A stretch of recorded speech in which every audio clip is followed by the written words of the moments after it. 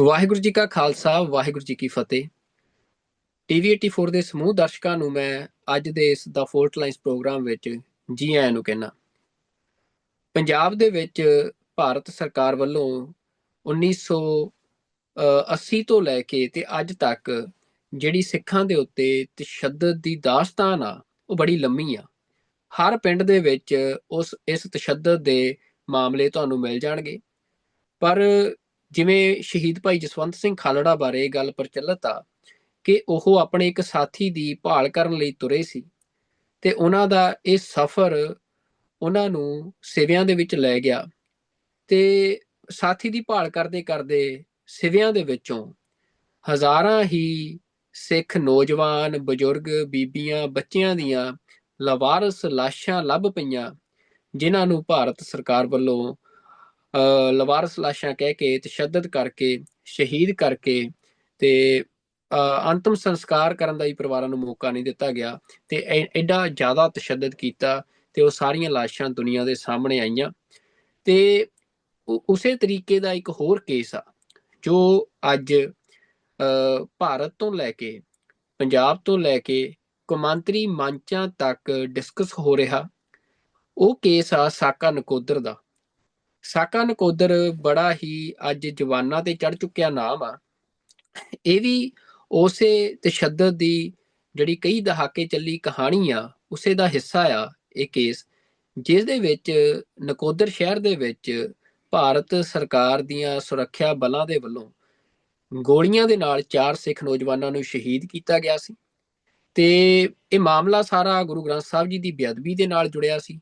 ਜਦੋਂ 2 ਫਰਵਰੀ 1986 ਨੂੰ ਨਕੋਦਰ ਸ਼ਹਿਰ ਦੇ ਵਿੱਚ ਗੁਰੂ ਗ੍ਰੰਥ ਸਾਹਿਬ ਜੀ ਦੀ ਬੇਅਦਬੀ ਕੀਤੀ ਗਈ, ਉਸ ਤੋਂ ਬਾਅਦ ਸਿੱਖ ਸੰਗਤਾਂ ਰੋਹ ਪ੍ਰਗਟ ਕਰ ਰਹੀਆਂ ਸੀ ਤੇ ਉਸ ਸਿੱਖ ਸੰਗਤਾਂ ਦੇ ਪ੍ਰੋਟੈਸਟ ਦੇ ਉੱਤੇ ਭਾਰਤ ਸਰਕਾਰ ਦੇ ਸੁਰੱਖਿਆ ਬਲਾਂ ਦੇ ਵੱਲੋਂ ਗੋਲੀਆਂ ਚਲਾ ਕੇ ਇਹਨਾਂ ਸਿੱਖ ਨੌਜਵਾਨਾਂ ਨੂੰ ਸ਼ਹੀਦ ਕੀਤਾ ਗਿਆ ਤੇ ਇਹਨਾਂ ਸਿੱਖ ਨੌਜਵਾਨਾਂ ਦੀਆਂ ਲਾਸ਼ਾਂ ਵੀ ਜਿਹੜੀਆਂ ਆ ਉਹ ਪਰਿਵਾਰਾਂ ਨੂੰ ਨਹੀਂ ਦਿੱਤੀਆਂ ਗਈਆਂ ਤੇ ਅਣਪਛਾਤੀਆਂ ਲਾਸ਼ਾਂ ਦੇ ਵਾਂਗ ਹੀ ਇਹਨਾਂ ਨੂੰ ਖਪਾ ਦਿੱਤਾ ਗਿਆ।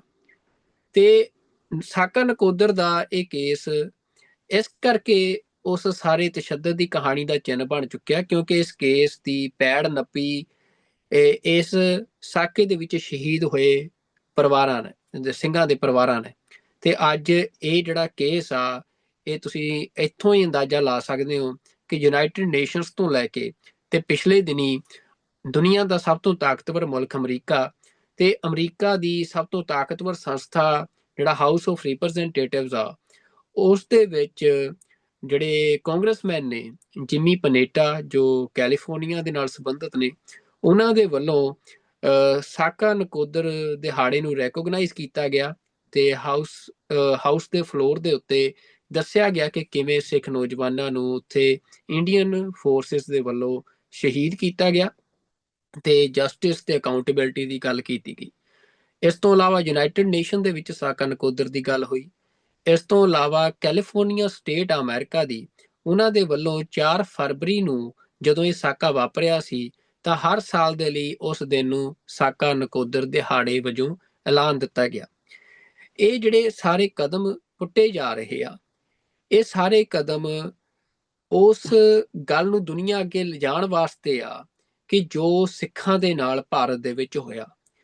ਤੇ ਇਸ ਸਾਰੀ ਕਹਾਣੀ ਦੇ ਪਿੱਛੇ ਬੜਾ ਅਹਿਮ ਰੋਲ ਨਿਭਾਉਣ ਵਾਲੇ ਕਿ ਅੱਜ ਜਦੋਂ ਅੰਤਰਰਾਸ਼ਟਰੀ ਮੰਚਾਂ ਦੇ ਉੱਤੇ ਇਸ ਤਰੀਕੇ ਦੇ ਨਾਲ ਇੰਡੀਅਨ ਕਰੂਐਲਿਟੀ ਦੀ ਗੱਲ ਹੋ ਰਹੀ ਆ, ਤੇ ਇਹ ਸਾਰੇ ਸਫ਼ਰ ਦੇ ਪਿੱਛੇ ਅਹਿਮ ਰੋਲ ਨਿਭਾਉਣ ਵਾਲੇ ਡਾਕਟਰ ਹਰਿੰਦਰ ਸਿੰਘ, ਜੋ ਕਿ ਸਾਕਾ ਨਕੋਦਰ ਦੇ ਵਿੱਚ ਸ਼ਹੀਦ ਹੋਏ ਭਾਈ ਰਵਿੰਦਰ ਸਿੰਘ ਲੱਤਰਾਂ ਦੇ ਭਰਾ ਨੇ, ਜਿਨ੍ਹਾਂ ਨੇ ਆਪਣੇ ਭਰਾ ਦੀ ਸ਼ਹਾਦਤ ਦੇ ਇਨਸਾਫ ਨੂੰ ਤੇ ਉਹਨਾਂ ਸਿੰਘਾਂ ਦੇ ਇਨਸਾਫ ਨੂੰ ਆਪਣੀ ਜ਼ਿੰਦਗੀ ਦਾ ਇੱਕ ਨਿਸ਼ਾਨਾ ਬਣਾਇਆ ਤੇ ਉਹ ਲਗਾਤਾਰ ਇਸ ਸਾਕੇ ਦੀ ਗੱਲ ਦੁਨੀਆ ਦੇ ਮੰਚਾਂ ਤੇ ਲਿਜਾਣ ਦੇ ਲਈ ਉਪਰਾਲੇ ਕਰ ਰਹੇ ਆ।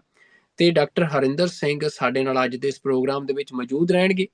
ਤਾਂ ਮੈਂ ਸਾਰੇ ਦਰਸ਼ਕਾਂ ਨੂੰ ਬੇਨਤੀ ਕਰਦਾ ਕਿ ਬੜੀ ਅਹਿਮ ਗੱਲ ਆ, ਸ਼ਹੀਦਾਂ ਦੀ ਗੱਲ ਆ, ਗੱਲ ਥੋੜੀ ਲੰਮੀ ਹੋ ਸਕਦੀ ਆ, ਪਰ ਅਸੀਂ ਉਹਨਾਂ ਤੋਂ ਜਾਣਾਂਗੇ ਇਹ ਸਾਰੇ ਸਾਕੇ ਬਾਰੇ, ਇਸ ਸਾਕੇ ਦੇ ਬਾਰੇ ਬਣਾਏ ਜਾ ਰਹੇ ਨੈਰੇਟਿਵਸ ਬਾਰੇ, ਬਰਤਾਂਤਾਂ ਬਾਰੇ ਤੇ ਪੰਜਾਬ ਸਰਕਾਰ ਦੇ ਰੋਲ ਬਾਰੇ ਤੇ ਅੰਤਰਰਾਸ਼ਟਰੀ ਮੰਚਾਂ ਤੱਕ ਗੱਲ ਕਿਵੇਂ ਲਿਜਾਈ ਜਾ ਰਹੀ ਹੈ ਉਸ ਸਾਰੇ ਸਫ਼ਰ ਬਾਰੇ।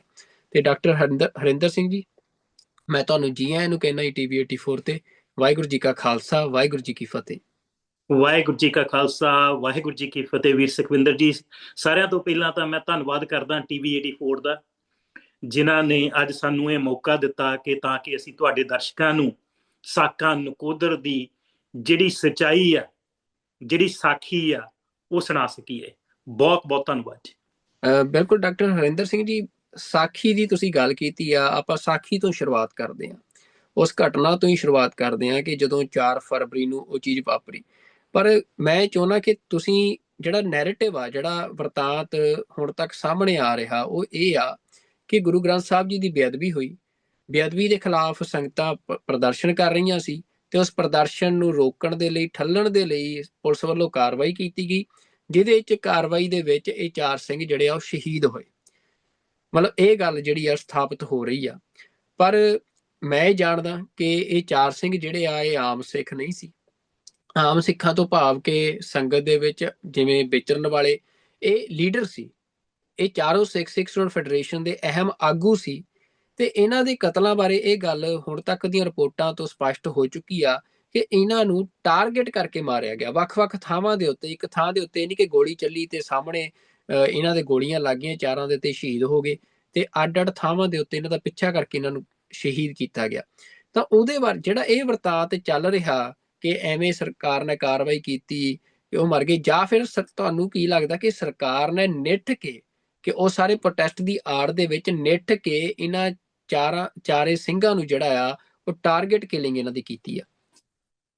ਹਾਂਜੀ ਵੀਰ ਜੀ, ਇਹਦੇ 'ਚ ਮੈਂ ਤੁਹਾਨੂੰ ਇਹੀ ਦੱਸਣਾ ਚਾਹੂੰਗਾ ਕਿ ਜਿਹੜੀ ਤੁਸੀਂ ਗੱਲ ਕੀਤੀ ਆ ਇਹਨਾਂ 4 ਸ਼ਹੀਦਾਂ ਦੇ ਕਤਲ ਦੀ, ਜਦੋਂ ਕਿਤੇ ਵੀ ਕੋਈ ਪੁਲਿਸ ਫਾਇਰਿੰਗ ਹੁੰਦੀ ਆ ਤੇ ਮੋਸਟਲੀ ਜਿੱਥੇ ਫਾਇਰਿੰਗ ਹੁੰਦੀ ਆ ਉੱਥੇ ਸ਼ਹਾਦਤਾਂ ਹੁੰਦੀਆਂ ਜਾਂ ਉੱਥੇ ਸਿੰਘ ਜ਼ਖਮੀ ਹੁੰਦੇ ਆ।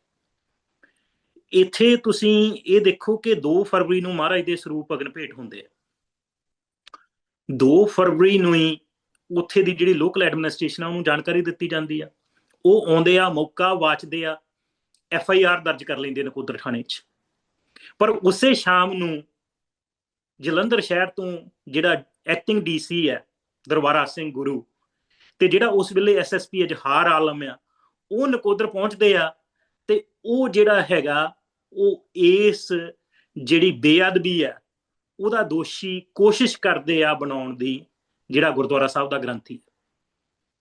ਜਦ ਕਿ ਅਸਲੀਅਤ ਇਹ ਆ ਕਿ ਗ੍ਰੰਥੀ ਉਸ ਵੇਲੇ ਗੁਰੂ ਘਰ ਵੀ ਹੈ ਨਹੀਂ ਸੀ, ਉਹ ਉਸ ਵੇਲੇ ਕਿਤੇ ਆਨੰਦ ਕਾਰਜ ਕਰਵਾਉਣ ਗਏ ਹੋਏ ਸੀ। ਹੁਣ ਉਸ ਤੋਂ ਬਾਅਦ 2 ਫਰਵਰੀ ਨੂੰ ਰੋਸ ਮਾਰਚ ਹੁੰਦਾ ਸ਼ਹਿਰ 'ਚ ਕਿ ਤੁਸੀਂ ਇਹ ਗਲਤ ਕਰ ਰਹੇ ਹੋ, ਕਿਉਂਕਿ 26 ਜਨਵਰੀ ਨੂੰ ਜਿਹੜੀ ਉਸ ਵੇਲੇ ਲੋਕਲ ਸ਼ਿਵ ਸੈਨਾ ਦਾ ਜਿਹੜਾ ਪ੍ਰਧਾਨ ਸੀ ਰਮੇਸ਼ ਚੋਪੜਾ, ਉਹਨੇ ਸਿੱਖਾਂ ਨੂੰ ਚੇਤਾਵਨੀ ਦਿੱਤੀ ਸੀ ਕਿ ਅਸੀਂ ਤੁਹਾਨੂੰ ਹੁਣ ਅੱਗ ਲਾ ਕੇ ਦਿਖਾਵਾਂਗੇ। ਤੇ ਇਸ ਕਰਕੇ ਸ਼ੱਕ ਦੀ ਸੂਈ ਸਿੱਧੀ ਉਹਦੇ ਤੇ ਗਈ ਸੀ ਕਿਉਂਕਿ 26 ਜਨਵਰੀ ਨੂੰ ਉਹਨੇ ਧਮਕੀ ਦਿੱਤੀ ਆ ਤੇ 2 ਫਰਵਰੀ ਨੂੰ ਮਹਾਰਾਜ ਦੇ ਸਰੂਪ ਜਿਹੜੇ ਅਗਨ ਭੇਟ ਹੁੰਦੇ ਆ। ਦੂਜੀ ਜਿਹੜੀ ਗੱਲ ਆ ਕਿ ਜਿਹੜੇ ਮਹਾਰਾਜ ਦੇ ਸਰੂਪ ਆ 2 ਜਗ੍ਹਾ ਅਗਨ ਭੇਟ ਹੋਏ, ਜਿੱਥੇ ਮਹਾਰਾਜ ਦਾ ਪ੍ਰਕਾਸ਼ ਸੀ ਤੇ ਜਿੱਥੇ ਮਹਾਰਾਜ ਦਾ ਸੁਖਾਸਨ ਸੀ। ਤੇ ਜਿਹੜੀ ਵਿਚਾਰਲੀ ਜਗ੍ਹਾ ਆ ਉੱਥੇ ਕੋਈ ਅੱਗ ਨਹੀਂ ਲੱਗੀ। ਇਹਦਾ ਮਤਲਬ ਇਹ ਆ ਵੀ 2 ਜਗ੍ਹਾ ਤੇ ਇੱਕੋ ਟਾਈਮ ਅੱਗ ਲੱਗਣੀ ਇਹ ਕੋਈ ਪਰ ਚਾਂਸ ਨਹੀਂ ਹੋ ਸਕਦਾ। ਤੇ ਉਸ ਤੋਂ ਬਾਅਦ ਜਦੋਂ ਉਹਨਾਂ ਨੇ ਗ੍ਰੰਥੀ ਸਿੰਘ ਤੇ ਇਹ ਮੜਨ ਦੀ ਕੋਸ਼ਿਸ਼ ਕੀਤੀ ਤੇ ਸ਼ਾਮ ਨੂੰ ਰੋਸ ਮਾਰਚ ਹੋਇਆ। ਉਸ ਵੇਲੇ ਤੁਸੀਂ ਸੋਚੋ, ਸਰਜੀਤ ਸਿੰਘ ਬਰਨਾਲੇ ਦੀ ਸਰਕਾਰ ਹੈ, ਅਕਾਲੀ ਦਲ ਦੀ ਸਰਕਾਰ ਹੈਗੀ ਉਸ ਵੇਲੇ, ਤੇ ਇਹ ਜਿਹੜਾ ਸਾਕਾ ਆ ਜਦੋਂ ਘੱਲੂਘਾਰਾ ਹੋਇਆ ਜੂਨ 84 ਦਾ, ਉਸ ਤੋਂ ਬਾਅਦ ਰਾਜੀਵ ਲੌਂਗੋਵਾਲ ਅਕੋਰਡ ਹੋਇਆ ਜੁਲਾਈ 85 'ਚ, ਤੇ ਉਸ ਤੋਂ ਬਾਅਦ 26 ਜਨਵਰੀ ਨੂੰ ਹੀ ਜਿਹੜਾ ਹੈਗਾ ਆ 5 ਮੈਂਬਰੀ ਪੰਥਕ ਕਮੇਟੀ ਜਿਹੜੀ ਬਣਾਈ ਗਈ ਹੈ। ਤੇ ਅਜੇ ਤੱਕ ਖਾਲਿਸਤਾਨ ਦਾ ਐਲਾਨ ਨਹੀਂ ਹੋਇਆ। ਖਾਲਿਸਤਾਨ ਦਾ ਐਲਾਨ ਇਸ ਤੋਂ ਬਾਅਦ ਅਪ੍ਰੈਲ 1986 'ਚ ਹੁੰਦਾ, ਇਸ ਸਾਕੇ ਤੋਂ ਬਾਅਦ। ਸੋ ਨਾ ਤਾਂ ਅਜੇ ਖਾਲਿਸਤਾਨ ਦਾ ਐਲਾਨ ਹੋਇਆ, ਨਾ ਇਹ ਜਿਹੜੇ ਸਿੰਘ ਹੈਗੇ ਆ ਇਹ ਕਿਸੇ ਖੜਕੂ ਸੰਘਰਸ਼ ਦੇ ਵਿੱਚ ਸ਼ਾਮਲ ਸੀਗੇ। ਇਹ ਸਿੱਖ ਸਟੂਡੈਂਟ ਫੈਡਰੇਸ਼ਨ ਦੇ ਨਾਲ ਸੰਬੰਧ ਸੀ। ਔਰ ਜਦੋਂ 2 ਫਰਵਰੀ ਨੂੰ ਜਿਹੜੇ ਲੋਕਲ MLA ਆ ਸਰਦਾਰ ਕੁਲਦੀਪ ਸਿੰਘ ਵਡਾਲਾ, ਜਿਹੜੇ ਸ਼੍ਰੋਮਣੀ ਕਮੇਟੀ ਦੇ ਮੈਂਬਰ ਵੀ ਆ, ਉਹਨਾਂ ਨੂੰ ਇਹ ਜਾਣਕਾਰੀ ਭੇਜੀ ਜਾਂਦੀ ਕਿ ਤੁਸੀਂ ਆਓ ਕਿ ਪੁਲਿਸ ਜਿਹੜਾ ਹੈਗਾ ਕਿ ਮਹਾਰਾਜ ਦੇ ਸਰੂਪ ਅਗਨ ਭੇਟ ਹੋਏ ਆ, ਕਿ ਦੋਸ਼ੀਆਂ ਨੂੰ ਫੜਨ ਦੀ ਬਜਾਏ ਉਹ ਸਾਨੂੰ ਹੀ ਦੋਸ਼ੀ ਗਰਦਾਨ ਦੇ। ਔਰ ਸ਼੍ਰੋਮਣੀ ਕਮੇਟੀ ਨੂੰ ਵੀ ਇਹਦੀ ਜਾਣਕਾਰੀ ਦੇ ਦਿੱਤੀ ਜਾਂਦੀ ਹੈ, ਅਕਾਲ ਤਖਤ ਸਾਹਿਬ ਦੇ ਜਥੇਦਾਰ ਨੂੰ ਵੀ ਜਾਣਕਾਰੀ ਦੇ ਦਿੱਤੀ ਜਾਂਦੀ। ਅਕਾਲ ਤਖਤ ਸਾਹਿਬ ਦੇ ਜਥੇਦਾਰ ਤੇ ਜਿਹੜੇ ਸ਼੍ਰੋਮਣੀ ਕਮੇਟੀ ਦੇ ਪ੍ਰਧਾਨ ਆ, 2 ਮੈਂਬਰੀ ਸ਼੍ਰੋਮਣੀ ਕਮੇਟੀ ਵਫਦ ਬਣਾਉਂਦੇ ਆ, ਜਿਹਦੇ ਚ ਕਾਬਲ ਸਿੰਘ ਉਸ ਵੇਲੇ ਸੀਨੀਅਰ ਮੀਤ ਪ੍ਰਧਾਨ ਆ ਤੇ ਕੁਲਦੀਪ ਸਿੰਘ ਵਡਾਲਾ ਜਿਹੜੇ ਹੈਗੇ ਆ ਉਹ ਸ਼੍ਰੋਮਣੀ ਕਮੇਟੀ ਦੇ ਮੈਂਬਰ ਆ। ਉਹ ਵੀ ਆਣ ਕੇ ਇਸ ਸਾਕੇ ਦੀ ਜਾਂਚ ਕਰਦੀ ਆ, ਉਹ ਜਿਹੜੀ ਕਮੇਟੀ ਆ। ਹੁਣ 3 ਦੀ ਸਵੇਰ ਨੂੰ ਬਾਬਾ ਜੋਗਿੰਦਰ ਸਿੰਘ ਉਸ ਵੇਲੇ ਜਿਹੜੇ ਸੰਤ ਭਿੰਡਰਾਂ ਵਾਲਿਆਂ ਦੇ ਪਿਤਾ ਜੀ ਸੀਗੇ, ਉਹ ਸੰਯੁਕਤ ਅਕਾਲੀ ਦਲ ਦੇ ਪ੍ਰਧਾਨ ਸੀ ਉਸ ਵੇਲੇ, ਯੂਨਾਈਟਿਡ ਅਕਾਲੀ ਦਲ ਦੇ, ਉਹ ਵੀ ਨਕੋਦਰ ਪਹੁੰਚ ਜਾਂਦੇ ਆ। ਵਡਾਲਾ ਸਾਹਿਬ ਵੀ ਨਕੋਦਰ ਪਹੁੰਚ ਜਾਂਦੇ ਆ। ਸਕੂਲ, ਕਾਲਜ, ਕਚਹਿਰੀਆਂ ਸਭ ਕੁਝ ਬੰਦ ਹੋ ਜਾਂਦਾ ਤੇ ਥਾਣੇ ਦੇ ਮੂਹਰੇ ਧਰਨਾ ਦਿੱਤਾ ਜਾਂਦਾ ਸਵੇਰ ਤੋਂ ਸ਼ਾਮ ਤੱਕ। ਔਰ ਉਹਦੇ ਚ ਜਿਹੜਾ ਲੋਕਲ ਐਮਐਲਏ ਆ, ਉਹ ਵੀ ਜਿਹੜਾ ਐਸਐਸਪੀ ਜਹਾਰ ਆਲਮ ਆ ਤੇ ਦਰਬਾਰਾ ਸਿੰਘ ਗੁਰੂ ਆ, ਇਹਨਾਂ ਨੂੰ ਕਹਿੰਦੇ ਕਿ ਜਿਹੜੇ ਦੋਸ਼ੀ ਆ ਉਹਨਾਂ ਨੂੰ ਤੁਸੀਂ ਰਾਉਂਡ ਅਪ ਕਰਕੇ ਇਹਨੂੰ ਇਨਵੈਸਟੀਗੇਟ ਕਰੋ, ਵੀ ਸੰਗਤਾਂ ਚ ਬਹੁਤ ਰੋਸ ਆ ਤੇ ਆਪਾਂ ਇਹਨੂੰ ਥੋੜਾ ਪੈਸੀਫਾਈ ਕਰੀਏ ਇਸ ਸਿਚੁਏਸ਼ਨ ਨੂੰ। ਪਰ ਉਸ ਵੇਲੇ ਜਹਾਰ ਆਲਮ ਦਾ ਜਵਾਬ ਇਹ ਆ ਕਿ ਮੈਨੂੰ ਇਹਨਾਂ ਨੌਜਵਾਨਾਂ ਨਾਲ ਸਿੱਝਣਾ ਆਉਂਦਾ, ਮੈਂ ਕੱਲ ਨੂੰ ਸੀਆਰਪੀ ਬੁਲਾਉਂਗਾ, ਬੀਐਸਐਫ ਬੁਲਾਉਂਗਾ ਤੇ ਮੈਂ ਇਹਨਾਂ ਨੂੰ ਆਪੇ ਸਿੱਧੇ ਕਰ ਲੂੰਗਾ, ਤੁਸੀਂ ਜਾਓ ਆਪੋ ਆਪਣੇ ਘਰਾਂ ਨੂੰ। ਵਡਾਲਾ ਸਾਹਿਬ ਕਹਿੰਦੇ ਵੀ ਮੈਨੂੰ ਤੁਸੀਂ ਕੱਲ ਤੱਕ ਦਾ ਮੌਕਾ ਦਿਓ ਤੇ ਮੈਂ ਜਾ ਕੇ ਸਰਜੀਤ ਸਿੰਘ ਬਰਨਾਲੇ ਨਾਲ ਗੱਲ ਕਰਦਾ ਤੇ ਆਪਾਂ ਜਿਹੜਾ ਮਸਲਾ ਕੱਲ ਨੂੰ ਸੋਲਵ ਕਰ ਦਵਾਂਗੇ। ਉਸੇ ਸ਼ਾਮ ਨੂੰ ਸ਼ਿਵ ਸੈਨਾ ਦਾ ਜਿਹੜਾ ਸਟੇਟ ਪ੍ਰੈਜ਼ੀਡੈਂਟ ਹੈ ਰਮਾਕਾਂਤ ਜਲੋਟਾ, ਉਹ ਵੀ ਨਕੋਦਰ ਚ ਪਹੁੰਚ ਜਾਂਦਾ ਤੇ ਸ਼ਾਮ ਨੂੰ ਸ਼ਿਵ ਸੈਨਾ ਵਾਲੇ ਜਿਹੜੇ ਆ ਗੁੰਡਾਗਰਦੀ ਕਰਦੇ ਸ਼ਹਿਰ ਚ। ਦਫਾ 144 ਲੱਗੀ ਹੋਈ ਹੈ ਜੀ। ਉਹ ਹਥਿਆਰਾਂ ਦੇ ਨਾਲ ਜਿਹੜਾ ਹੈਗਾ ਆ ਨਕੋਦਰ ਦੇ ਵਿੱਚ ਸਿੱਖ ਦੁਕਾਨਾਂ ਦਾ, ਘਰਾਂ ਦਾ, ਬਿਜ਼ਨੈਸ ਦਾ ਨੁਕਸਾਨ ਕਰਦੇ ਆ। ਕਿਸੇ ਨੂੰ ਗ੍ਰਿਫਤਾਰ ਨਹੀਂ ਕੀਤਾ ਜਾਂਦਾ। ਰਾਤ ਨੂੰ ਕਰਫਿਊ ਲੱਗ ਜਾਂਦਾ। ਹੁਣ 3 ਨੂੰ ਜਿਹੜੇ ਲਾਗੇ ਪਿੰਡ ਆ ਉਹਨਾਂ ਚ ਮਨਾਦੀ ਕਰਾਈ ਸੀ ਕਿ ਕੱਲ ਨੂੰ ਤੁਸੀਂ ਥਾਣੇ ਦੇ ਮੂਹਰੇ ਪਹੁੰਚਣਾ, ਕਿ ਆਪਾਂ ਸਰਕਾਰ ਦੇ ਕੋਲੋਂ ਮੰਗ ਕਰਨੀ ਆ ਕਿ ਜਿਹੜੇ ਇਸ ਬੇਅਦਬੀ ਦੇ ਦੋਸ਼ੀ ਆ ਉਹਨਾਂ ਨੂੰ ਗ੍ਰਿਫਤਾਰ ਕਰੋ। ਤੇ 3 ਨੂੰ ਕਰਫਿਊ ਲੱਗ ਜਾਂਦਾ, ਜਿਹਦੀ ਸੰਗਤਾਂ ਨੂੰ ਕੋਈ ਜਾਣਕਾਰੀ ਨਹੀਂ। 4 ਦੀ ਸਵੇਰ ਆਉਂਦੀ ਆ, 4 ਨੂੰ ਸੰਗਤਾਂ ਉੱਥੇ ਪਹੁੰਚ ਜਾਂਦੀਆਂ। ਆਲੇ ਦੁਆਲੇ ਕਾਲਜਾਂ ਤੋਂ ਵੀ ਜਿਹੜੇ ਸਟੂਡੈਂਟ ਆ ਉੱਥੇ ਪਹੁੰਚ ਜਾਂਦੇ, ਕਿਉਂਕਿ ਜਿਹੜੇ ਭਾਈ ਬਲਧੀਰ ਸਿੰਘ ਤੇ ਭਾਈ ਹਰਮਿੰਦਰ ਸਿੰਘ ਉਹ ਖਾਲਸਾ ਕਾਲਜ ਜਲੰਧਰ ਤੋਂ ਆਏ ਸੀ। ਭਾਈ ਹਰਮਿੰਦਰ ਸਿੰਘ ਜੀ ਖਾਲਸਾ ਕਾਲਜ ਜਲੰਧਰ ਦੇ ਕਨਵੀਨਰ ਸੀ। ਜਿਹੜੇ ਮੇਰੇ ਵੀਰ ਸੀਗੇ ਭਾਈ ਰਵਿੰਦਰ ਸਿੰਘ ਜੀ, ਇਹ ਨਕੋਦਰ ਦੇ ਫੈਡਰੇਸ਼ਨ ਦੇ ਪ੍ਰਧਾਨ ਸੀ, ਜਿਹਦੇ ਬਾਰੇ ਸਾਨੂੰ ਪਰਿਵਾਰ ਨੂੰ ਕੋਈ ਜਾਣਕਾਰੀ ਨਹੀਂ ਸੀ। ਸਾਨੂੰ ਪਿਛਲੇ ਸਾਲ ਪਤਾ ਲੱਗਾ ਕਿ ਉਹ ਨਕੋਦਰ ਦੇ ਫੈਡਰੇਸ਼ਨ ਦੇ ਪ੍ਰਧਾਨ ਸੀਗੇ। ਇਹ ਜਿਹੜੇ ਨੌਜਵਾਨ ਆ ਉੱਥੇ ਸਵੇਰ ਤੋਂ ਦੁਪਹਿਰ ਤੱਕ ਬੈਠੇ ਰਹਿੰਦੇ ਆ, ਔਰ ਦੁਪਹਿਰ ਨੂੰ ਇਹਨਾਂ ਨੂੰ ਪ੍ਰਵੋਕ ਕੀਤਾ ਜਾਂਦਾ ਕਿ ਤੁਸੀਂ ਅੰਦਰ ਚੱਲੋ, ਕਿਉਂਕਿ ਉਹਦੇ ਲਈ ਇੱਕ ਜਥਾ ਜਿਹੜਾ ਸ਼ਹਿਰ ਦੇ ਦੂਜੇ ਪਾਸੇ, ਉਹਨੂੰ ਸ਼ਹਿਰ ਦੇ ਵਿੱਚ ਦੀ ਲਿਜਾਇਆ ਜਾਂਦਾ, ਜਿਹੜਾ ਉੱਥੇ ਦੇਖਦਾ ਕਿ ਸ਼ਿਵ ਸੈਨਿਕ ਹਥਿਆਰਾਂ ਸਮੇਤ ਕਰਫਿਊ ਲੱਗੇ ਚ ਸ਼ਹਿਰ ਚ ਘੁੰਮਣ ਡਏ। ਤੇ ਇੱਥੇ 5 ਸਿੰਘਾਂ ਨੂੰ ਵੀ ਗੁਰਦੁਆਰਾ ਸਾਹਿਬ ਤੱਕ ਜਾਣ ਦੀ ਇਜਾਜ਼ਤ ਨਹੀਂ ਕਿ ਉਹ ਮਹਾਰਾਜ ਦੇ ਸਰੂਪ ਸੰਭਾਲ ਸਕਣ। ਉਸ ਤੋਂ ਬਾਅਦ ਪੁਲਿਸ ਕਹਿੰਦੀ ਵੀ ਕੋਈ ਨਹੀਂ, ਤੁਸੀਂ ਆ ਜਾਓ ਤੇ ਤੁਸੀਂ ਇੱਥੋਂ ਗੁਰਦੁਆਰੇ ਜਾਓ ਤੇ ਮਹਾਰਾਜ ਦੇ ਸਰੂਪ ਜਿਹੜੇ ਹੈਗੇ ਆ ਅਗਨ ਭੇਂਟ ਹੋਏ, ਉਹਨਾਂ ਦੀ ਸੰਭਾਲ ਕਰਕੇ ਤੁਸੀਂ ਗੋਇੰਦਵਾਲ ਸਾਹਿਬ ਲਿਜਾਣ ਦਾ ਪ੍ਰੋਗਰਾਮ ਹੁੰਦਾ।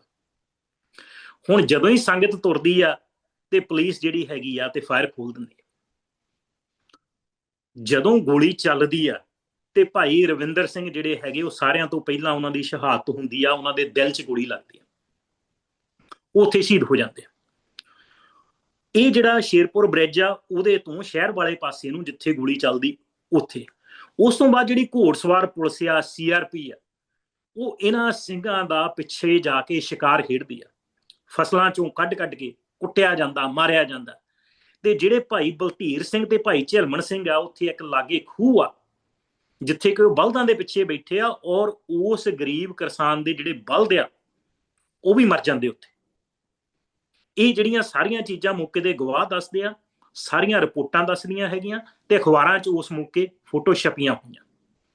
ਉਸ ਤੋਂ ਬਾਅਦ ਜਿਹੜੇ ਭਾਈ ਹਰਮਿੰਦਰ ਸਿੰਘ ਆ, ਉਹ ਜਿੱਥੇ ਗੋਲੀ ਚੱਲਦੀ ਉਦੋਂ ਵੀ ਗਾਂਹ ਜਾ ਕੇ ਸ਼ਹਿਰ ਵਾਲੇ ਪਾਸੇ ਇੱਕ ਆਰੇ ਦੇ ਵਿੱਚ ਬੈਠੇ ਆ, ਜਿੱਥੋਂ ਉਹਨਾਂ ਨੂੰ ਬੰਗਾਰ ਕੇ ਕੱਢਿਆ ਜਾਂਦਾ। ਔਰ ਉੱਥੇ ਦਾ ਜਿਹੜਾ ਮੌਕੇ ਦਾ ਐਸਐਚਓ ਆ, ਉਹਨਾਂ ਦੇ ਮੂੰਹ 'ਚ ਆਪਣਾ ਸਰਵਿਸ ਰਿਵਾਲਵਰ ਪਾ ਕੇ ਤੇ ਗੋਲੀਆਂ ਮਾਰ।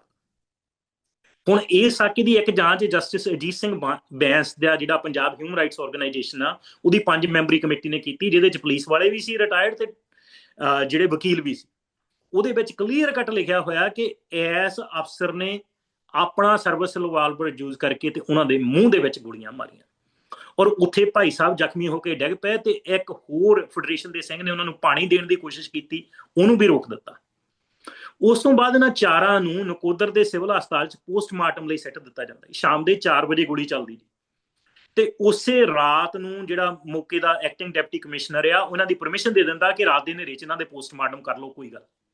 ਜਦੋਂ ਡਾਕਟਰ ਪੋਸਟਮਾਰਟਮ ਕਰਨ ਜਾਂਦੇ ਤੇ ਭਾਈ ਹਰਮਿੰਦਰ ਸਿੰਘ ਅਜੇ ਜੀਂਦੇ ਹੁੰਦੇ ਆ। ਉਹਨਾਂ ਦਾ ਇਲਾਜ ਕਰਨ ਲੱਗਦੇ ਤੇ ਉੱਥੋਂ ਪੁਲਿਸ ਵਾਲੇ ਮੁੜ ਕੇ ਫੇਰ ਉਹਨਾਂ ਨੂੰ ਲੈ ਜਾਂਦੇ ਆ ਤੇ ਜਦੋਂ ਜਲੰਧਰ ਸਿਵਲ ਹਸਪਤਾਲ ਜਿਹੜਾ ਕਿ ਉੱਥੋਂ 25-26 ਕਿਲੋਮੀਟਰ ਦੂਰ ਆ ਉੱਥੇ ਲੈ ਕੇ ਜਾਂਦੇ ਆ ਤੇ ਉਹ ਕਹਿੰਦੇ ਬ੍ਰੌਟ ਡੈਡ। ਉਹਨਾਂ ਨੂੰ ਰਸਤੇ 'ਚ ਪੁਲਿਸ ਮੇਕ ਸ਼ੋਰ ਕਰਦੀ ਆ ਕਿ ਉਹ ਖਤਮ ਕਰ ਦਿੱਤੇ ਜਾਣ ਤੇ ਉਦੋਂ ਬਾਅਦ ਜਲੰਧਰ ਸਿਵਲ ਹਸਪਤਾਲ 'ਚ ਲੈ ਕੇ ਜਾਂਦੇ ਆ। ਉਸ ਤੋਂ ਬਾਅਦ ਰਾਤ ਨੂੰ ਉਹਨਾਂ ਨੂੰ ਲਿਆਣ ਕੇ ਫੇਰ ਨਕੋਦਰੀ ਉਹਨਾਂ ਦਾ ਪੋਸਟਮਾਰਟਮ ਜਿਹੜਾ ਤੜਕੇ 4 ਵਜੇ ਹੁੰਦਾ, ਜਿਹੜੇ ਦੂਜੇ 3 ਪੋਸਟਮਾਰਟਮ ਆ ਉਹ ਰਾਤ ਦੇ 9-10 ਵਜੇ ਦੇ ਵਿੱਚ ਹੁੰਦੇ ਆ। ਉਸ ਤੋਂ ਬਾਅਦ ਅਗਲੀ ਸਵੇਰ ਨੂੰ ਕਰਫਿਊ ਲੱਗਾ ਹੋਇਆ। ਕਰਫਿਊ ਲੱਗੇ ਦੇ ਵਿੱਚ ਜਿਹੜੇ ਮੇਰੇ ਬਾਪੂ ਜੀ ਆ, ਬਾਪੂ ਬਲਦੇਵ ਸਿੰਘ ਲਿੱਤਰਾ, ਉਹ ਨਕੋਦਰ ਸਿਵਲ ਹਸਪਤਾਲ 'ਚ ਪਹੁੰਚ ਜਾਂਦੇ ਆ ਕਿਉਂਕਿ ਉਹ ਬੈਂਕ ਮੈਨੇਜਰ ਸੀ ਨਕੋਦਰ 'ਚ। ਜਦੋਂ ਡਾਕਟਰ ਪੋਸਟਮਾਰਟਮ ਕਰਨ ਗਿਆ ਉਹਨਾਂ ਨੇ ਮੇਰੇ ਵੀਰ ਨੂੰ ਪਛਾਣ ਲਿਆ। ਉਹਨਾਂ ਨੇ ਸਾਨੂੰ 4 ਫਰਵਰੀ ਦੀ ਸ਼ਾਮ ਨੂੰ ਹੀ ਦੱਸ ਦਿੱਤਾ ਸੀ ਕਿ ਤੁਹਾਡਾ ਜਿਹੜਾ ਬੇਟਾ ਆ ਉਹ ਸ਼ਹੀਦ ਹੋ ਗਿਆ ਤੇ ਅੱਜ ਪੁਲਿਸ ਨੇ ਗੋਲੀ ਚਲਾ ਦਿੱਤੀ। ਤੇ ਪਿਤਾ ਜੀ ਪਹਿਲਾਂ 4 ਦੀ ਸ਼ਾਮ ਨੂੰ ਉੱਥੇ ਨਕੋਦਰ ਜਾਂਦੇ, ਉਹਨਾਂ ਨੂੰ ਅੰਦਰ ਜਾਣ ਨਹੀਂ ਦਿੱਤਾ, ਪਰ 5 ਦੀ ਸਵੇਰ ਨੂੰ ਉੱਥੇ ਪਹੁੰਚ ਜਾਂਦੇ ਸਿਵਲ ਹਸਪਤਾਲ।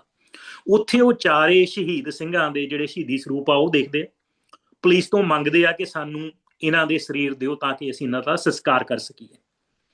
ਪੁਲਿਸ ਉਹਨਾਂ ਨਾਲ ਧੋਖਾ ਕਰਦੀ, ਉਹਨਾਂ ਨੂੰ ਕਹਿੰਦੇ ਥਾਣੇ ਜਾ ਕੇ ਲਿਖਾ ਲਿਓ ਤੇ ਮਗਰੋਂ ਪੁਲਿਸ 4 ਨੂੰ ਚੱਕ ਕੇ, ਇਹਨੂੰ ਮੈਂ ਸੰਸਕਾਰ ਨਹੀਂ ਕਹੂੰਗਾ, ਇੱਕੋ ਚਿਖਾ ਦੇ ਵਿੱਚ ਸਿੱਟ ਕੇ ਮਿੱਟੀ ਦਾ ਤੇਲ ਪਾ ਕੇ ਸਾੜ ਦਿੱਤਾ ਜਾਂਦਾ ਕਿ ਜੋ ਕੁਝ ਸਾਕਾ ਨਨਕਾਣਾ ਸਾਹਿਬ ਵੇਲੇ ਮਹੰਤਾਂ ਨੇ ਕੀਤਾ ਸੀ ਕਿ ਪਹਿਲਾਂ ਸਿੰਘਾਂ ਦਾ ਕਤਲ ਕੀਤਾ, ਉਸ ਤੋਂ ਬਾਅਦ ਜੰਡ ਨਾਲ ਬੰਨ੍ਹ ਕੇ ਸਾੜੇ ਗਏ। ਇਸੇ ਤਰੀਕੇ ਨਾਲ ਇਹਨਾਂ ਸਿੰਘਾਂ ਦਾ ਪਹਿਲਾਂ ਕਤਲ ਕੀਤਾ ਗਿਆ, ਉਸ ਤੋਂ ਬਾਅਦ ਰਾਤ ਦੇ ਹਨੇਰੇ 'ਚ ਪੋਸਟਮਾਰਟਮ ਕੀਤੇ ਗਏ ਤੇ ਅਗਲੀ ਸਵੇਰ ਜਿਹੜਾ ਸੀ ਉਹਨਾਂ ਨੂੰ ਸਵਾਹ ਬਣਾ ਦਿੱਤਾ ਗਿਆ। ਡਾਕਟਰ ਹਰਿੰਦਰ ਸਿੰਘ ਜੀ, ਜਿਹੜੀ ਮਤਲਬ ਮੈਂ ਇਹੀ ਗੱਲ ਸਮਝਣ ਦੀ ਕੋਸ਼ਿਸ਼ ਕਰ ਰਿਹਾ ਕਿ ਕਈ ਵਾਰ ਹੁੰਦਾ ਵੀ ਘਟਨਾਵਾਂ ਜਿਹੜੀਆਂ ਇਹ ਸਿੱਖਾਂ ਦੀ ਇੱਕ ਪੋਲੀਟੀਕਲ ਜੱਦੋ-ਜਹਿਦ ਸੀ ਕਿ ਜਿਹਦੇ ਵਿੱਚ ਤੁਸੀਂ ਇਹ ਗੱਲ ਕਹੀ ਕਿ ਹਜੇ ਖਾਲਿਸਤਾਨ ਦਾ ਐਲਾਨ ਨਹੀਂ ਸੀ ਹੋਇਆ, ਉਸ ਤੋਂ ਪਹਿਲਾਂ ਵੀ ਜਿਹੜੀ ਸਰਕਾਰ ਇੰਡੀਅਨ ਸਾਰਾ ਅਮਲਾ ਫੈਲਾਇਆ ਉਹ ਸਿੱਖਾਂ ਦੇ ਨਾਲ ਉਹਦਾ ਬਿਹੇਵੀਅਰ ਕੀ ਸੀ ਕਿ ਉਹ ਟਾਰਗੇਟ ਕਿਲਿੰਗਸ ਕਰ ਰਿਹਾ ਸੀ ਸਿੱਖਾਂ ਦੀਆਂ।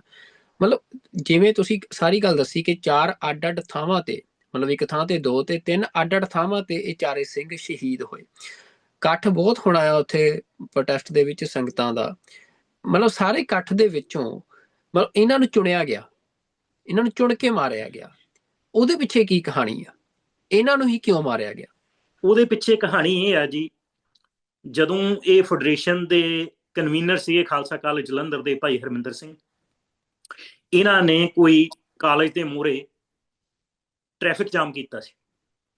ਉਸ ਵੇਲੇ ਸਵਰਨ ਸਿੰਘ ਘੋਟਣਾ ਨਾਂ ਦਾ DSP ਸੀ, ਉਹਨੇ ਇੱਕ ਸਿੰਘ ਦੀ ਦਸਤਾਰ ਲਾ ਲਈ ਸੀ ਤੇ ਭਾਈ ਹਰਮਿੰਦਰ ਸਿੰਘ ਤੇ ਭਾਈ ਬਲਧੀਰ ਸਿੰਘ ਹੁਣਾਂ ਨੇ ਉਸ DSP ਨੂੰ ਕਾਲਜ ਦੇ ਵਿੱਚ ਲਿਜਾ ਕੇ ਉਹਦੇ ਕੋਲੋਂ ਮਾਫੀ ਮੰਗਾਈ ਸੀ ਜਿਸ ਸਿੰਘ ਦੀ ਉਹਨੇ ਦਸਤਾਰ ਲਾਈ ਸੀ। ਸੋ ਉਹਦੇ ਕਾਰਨ ਚ ਉਹਨਾਂ ਨੂੰ ਸੀਗਾ ਵੀ ਅੱਜ ਇਹ ਦੋਏ ਇੱਥੇ ਆਏ ਆ ਤੇ ਇਹਨਾਂ ਨੂੰ ਅਸੀਂ ਖਤਮ ਕਰਨਾ। ਤੇ ਭਾਈ ਰਵਿੰਦਰ ਸਿੰਘ ਉੱਥੇ ਨਕੋਦਰ ਯੂਨਿਟ ਦੇ ਫੈਡਰੇਸ਼ਨ ਦੇ ਪ੍ਰਧਾਨ ਸੀ, ਉਹਨਾਂ ਦੇ ਨਿਸ਼ਾਨੇ ਤੇ ਸੀ। ਭਾਈ ਝਲਮਣ ਸਿੰਘ ਬਾਰੇ ਮੈਂ ਅਜੇ ਤੱਕ ਖੋਜ ਕਰ ਰਿਹਾ ਕਿ ਉਹਨਾਂ ਦੀ ਸ਼ਹਾਦਤ ਕਿੱਦਾਂ ਹੋਈ, ਕਿਉਂਕਿ ਉਹ ਉਸ ਵੇਲੇ ਉਸ ਮੌਕੇ ਵਿਆਹ ਅਟੈਂਡ ਕਰਨ ਆਏ ਹੋਏ ਸੀ ਆਪਣੇ ਕਿਸੇ ਰਿਸ਼ਤੇਦਾਰ ਦੇ, ਤੇ ਜਦੋਂ ਉਹਨਾਂ ਨੂੰ ਪਤਾ ਲੱਗਾ ਕਿ ਮਹਾਰਾਜ ਦੇ ਸਰੂਪ ਅਗਨ ਭੇਟ ਹੋਏ ਆ, ਉਹ ਵਿਆਹ ਛੱਡ ਕੇ ਵਿੱਚ ਉੱਥੇ ਆ ਗਏ ਸੀ। ਕਿ ਉਹਨਾਂ ਦੀ ਸ਼ਹਾਦਤ ਸਿਰਫ ਇਸ ਕਰਕੇ ਹੋ ਗਈ ਕਿ ਉਹ ਭਾਈ ਬਲਧੀਰ ਸਿੰਘ ਦੇ ਨਾਲ ਬੈਠੇ ਸੀ, ਜਾਂ ਉਹਨਾਂ ਦੀ ਵੀ ਟਾਰਗੇਟ ਕਿਲਿੰਗ ਹੋਈ ਹੈ? ਇਹਦੇ ਬਾਰੇ ਇਹ ਚਾਰੇ ਜਿਹੜੇ ਸਿੰਘ ਨੇ ਇਹ ਫੈਡਰੇਸ਼ਨ ਦੇ ਐਕਟਿਵ ਆਗੂ ਸੀ। ਹਾਂਜੀ, ਇਹ 4 ਦੇ ਵਿੱਚ ਕਾਮਨੈਲਿਟੀ ਇਹੀ ਆ ਜੀ। ਮਤਲਬ ਇਹ ਇਸ ਸਾਰੀ ਗੱਲ ਤੋਂ ਮਤਲਬ ਇਹ ਗੱਲ ਸਪਸ਼ਟ ਹੁੰਦੀ ਆ ਕਿ ਇਹ ਕੋਈ ਜੇ ਮੰਨਿਆ ਵੀ ਜਾਵੇ ਵੀ ਸਰਕਾਰ ਦੀ ਜਿਹੜੀ ਇਹ ਕਾਰਵਾਈ ਆ ਸਾਕਾ ਨਕੋਦਰ ਆ ਜਿਹੜਾ ਵੀ ਉਹ ਸਿੱਖਾਂ ਦੇ ਪ੍ਰੋਟੈਸਟ ਨੂੰ ਦਬਾਉਣ ਦੇ ਲਈ ਜਿਹੜਾ ਪੁਲਿਸ ਨੇ ਲੋ ਐਂਡ ਆਰਡਰ ਦੇ ਨਾਂ ਥੱਲੇ ਕਈ ਵਾਰ ਪੁਲਿਸ ਉਹਨੂੰ ਇੱਕ ਪਾ ਦਿੰਦੇ ਆ, ਮਤਲਬ ਇੱਕ ਗ੍ਰੈਬ ਉਹ ਲਿਆਉਂਦੇ ਆ ਕਿ ਅਸੀਂ ਲੋ ਐਂਡ ਆਰਡਰ ਮੇਨਟੇਨ ਕਰਨ ਦੇ ਲਈ ਕਾਰਵਾਈ ਕੀਤੀ। ਪਰ ਇਹ ਘਟਨਾ ਜਿਹੜਾ ਸਾਕਾ ਨਕੋਦਰ ਆ ਇਹ ਕੋਈ ਇਸ ਤਰੀਕੇ ਦੀ ਪੁਲਿਸੀਆ ਕਾਰਵਾਈ ਦਾ ਨਤੀਜਾ ਨਹੀਂ ਸੀ। ਸਾਕਾ ਨਕੋਦਰ ਇੱਕ ਪਲੈਨਡ ਟਾਰਗੇਟ ਕਿਲਿੰਗ ਓਪਰੇਸ਼ਨ ਸੀ ਜਿਹਦੇ 'ਚ 4 ਸਿੱਖ ਨੌਜਵਾਨ ਜਿਹੜੇ ਕਿ ਸਿੱਖ ਨੌਜਵਾਨਾਂ ਨੂੰ ਲਾਮਬੰਦ ਕਰ ਰਹੇ ਸੀ ਕਾਲਜਾਂ ਦੇ ਵਿੱਚ, ਪਿੰਡਾਂ ਦੇ ਵਿੱਚ, ਉਹਨਾਂ ਨੂੰ ਮਤਲਬ ਸਪੈਸ਼ਲੀ ਉਹਨਾਂ ਨੂੰ ਵੱਖ-ਵੱਖ ਥਾਵਾਂ ਦੇ ਉੱਤੇ ਘੇਰ ਕੇ ਸ਼ਹੀਦ ਕੀਤਾ ਗਿਆ। ਤੇ ਉਸ ਤੋਂ ਬਾਅਦ ਉਹਨਾਂ ਦੀਆਂ ਜਿਹੜੀਆਂ ਮ੍ਰਿਤਕ ਦੇਹਾਂ ਆ ਉਹ ਵੀ ਪਰਿਵਾਰਾਂ ਨੂੰ ਨਹੀਂ ਦਿੱਤੀਆਂ ਗਈਆਂ। ਮਤਲਬ ਇਹ ਤੋਂ ਵੱਡਾ ਕੀ ਜ਼ੁਲਮ ਹੋ ਸਕਦਾ ਕਿਸੇ ਵੀ ਮਤਲਬ ਕਿਸੇ ਮੁਲਕ ਦੇ ਵਿੱਚ, ਕਿਸੇ ਸਿਸਟਮ ਦੇ ਵਿੱਚ। ਮਤਲਬ ਬੜੀਆਂ ਇਹੋ ਜਿਹੀਆਂ ਕਹਾਣੀਆਂ ਨੇ ਡਾਕਟਰ ਸਾਹਿਬ ਜਿਹੜੀਆਂ ਅਸੀਂ ਕਹਿ ਸਕਦੇ ਕਿ ਸਾਹਮਣੇ ਨਹੀਂ ਆਈਆਂ। ਜਦੋਂ ਜਿਹੜੇ ਸਿੱਖ ਨੌਜਵਾਨਾਂ ਨੂੰ ਮੁਕਾਬਲਿਆਂ ਦੇ ਵਿੱਚ ਘਰਾਂ ਤੋਂ ਚੁੱਕ ਕੇ ਐਵੇਂ ਮਾਰਿਆ ਗਿਆ, ਪਰ ਜਿਹੜਾ ਇਹ ਮਾਮਲਾ ਆ ਇਹ ਹੁਣ ਦੁਨੀਆ ਦੀ ਨਜ਼ਰ 'ਚ ਆ ਚੁੱਕਿਆ ਆ ਤੇ ਮਤਲਬ ਦੁਨੀਆ ਇਹਦੇ ਬਾਰੇ ਗੱਲ ਕਰ ਰਹੀ ਆ।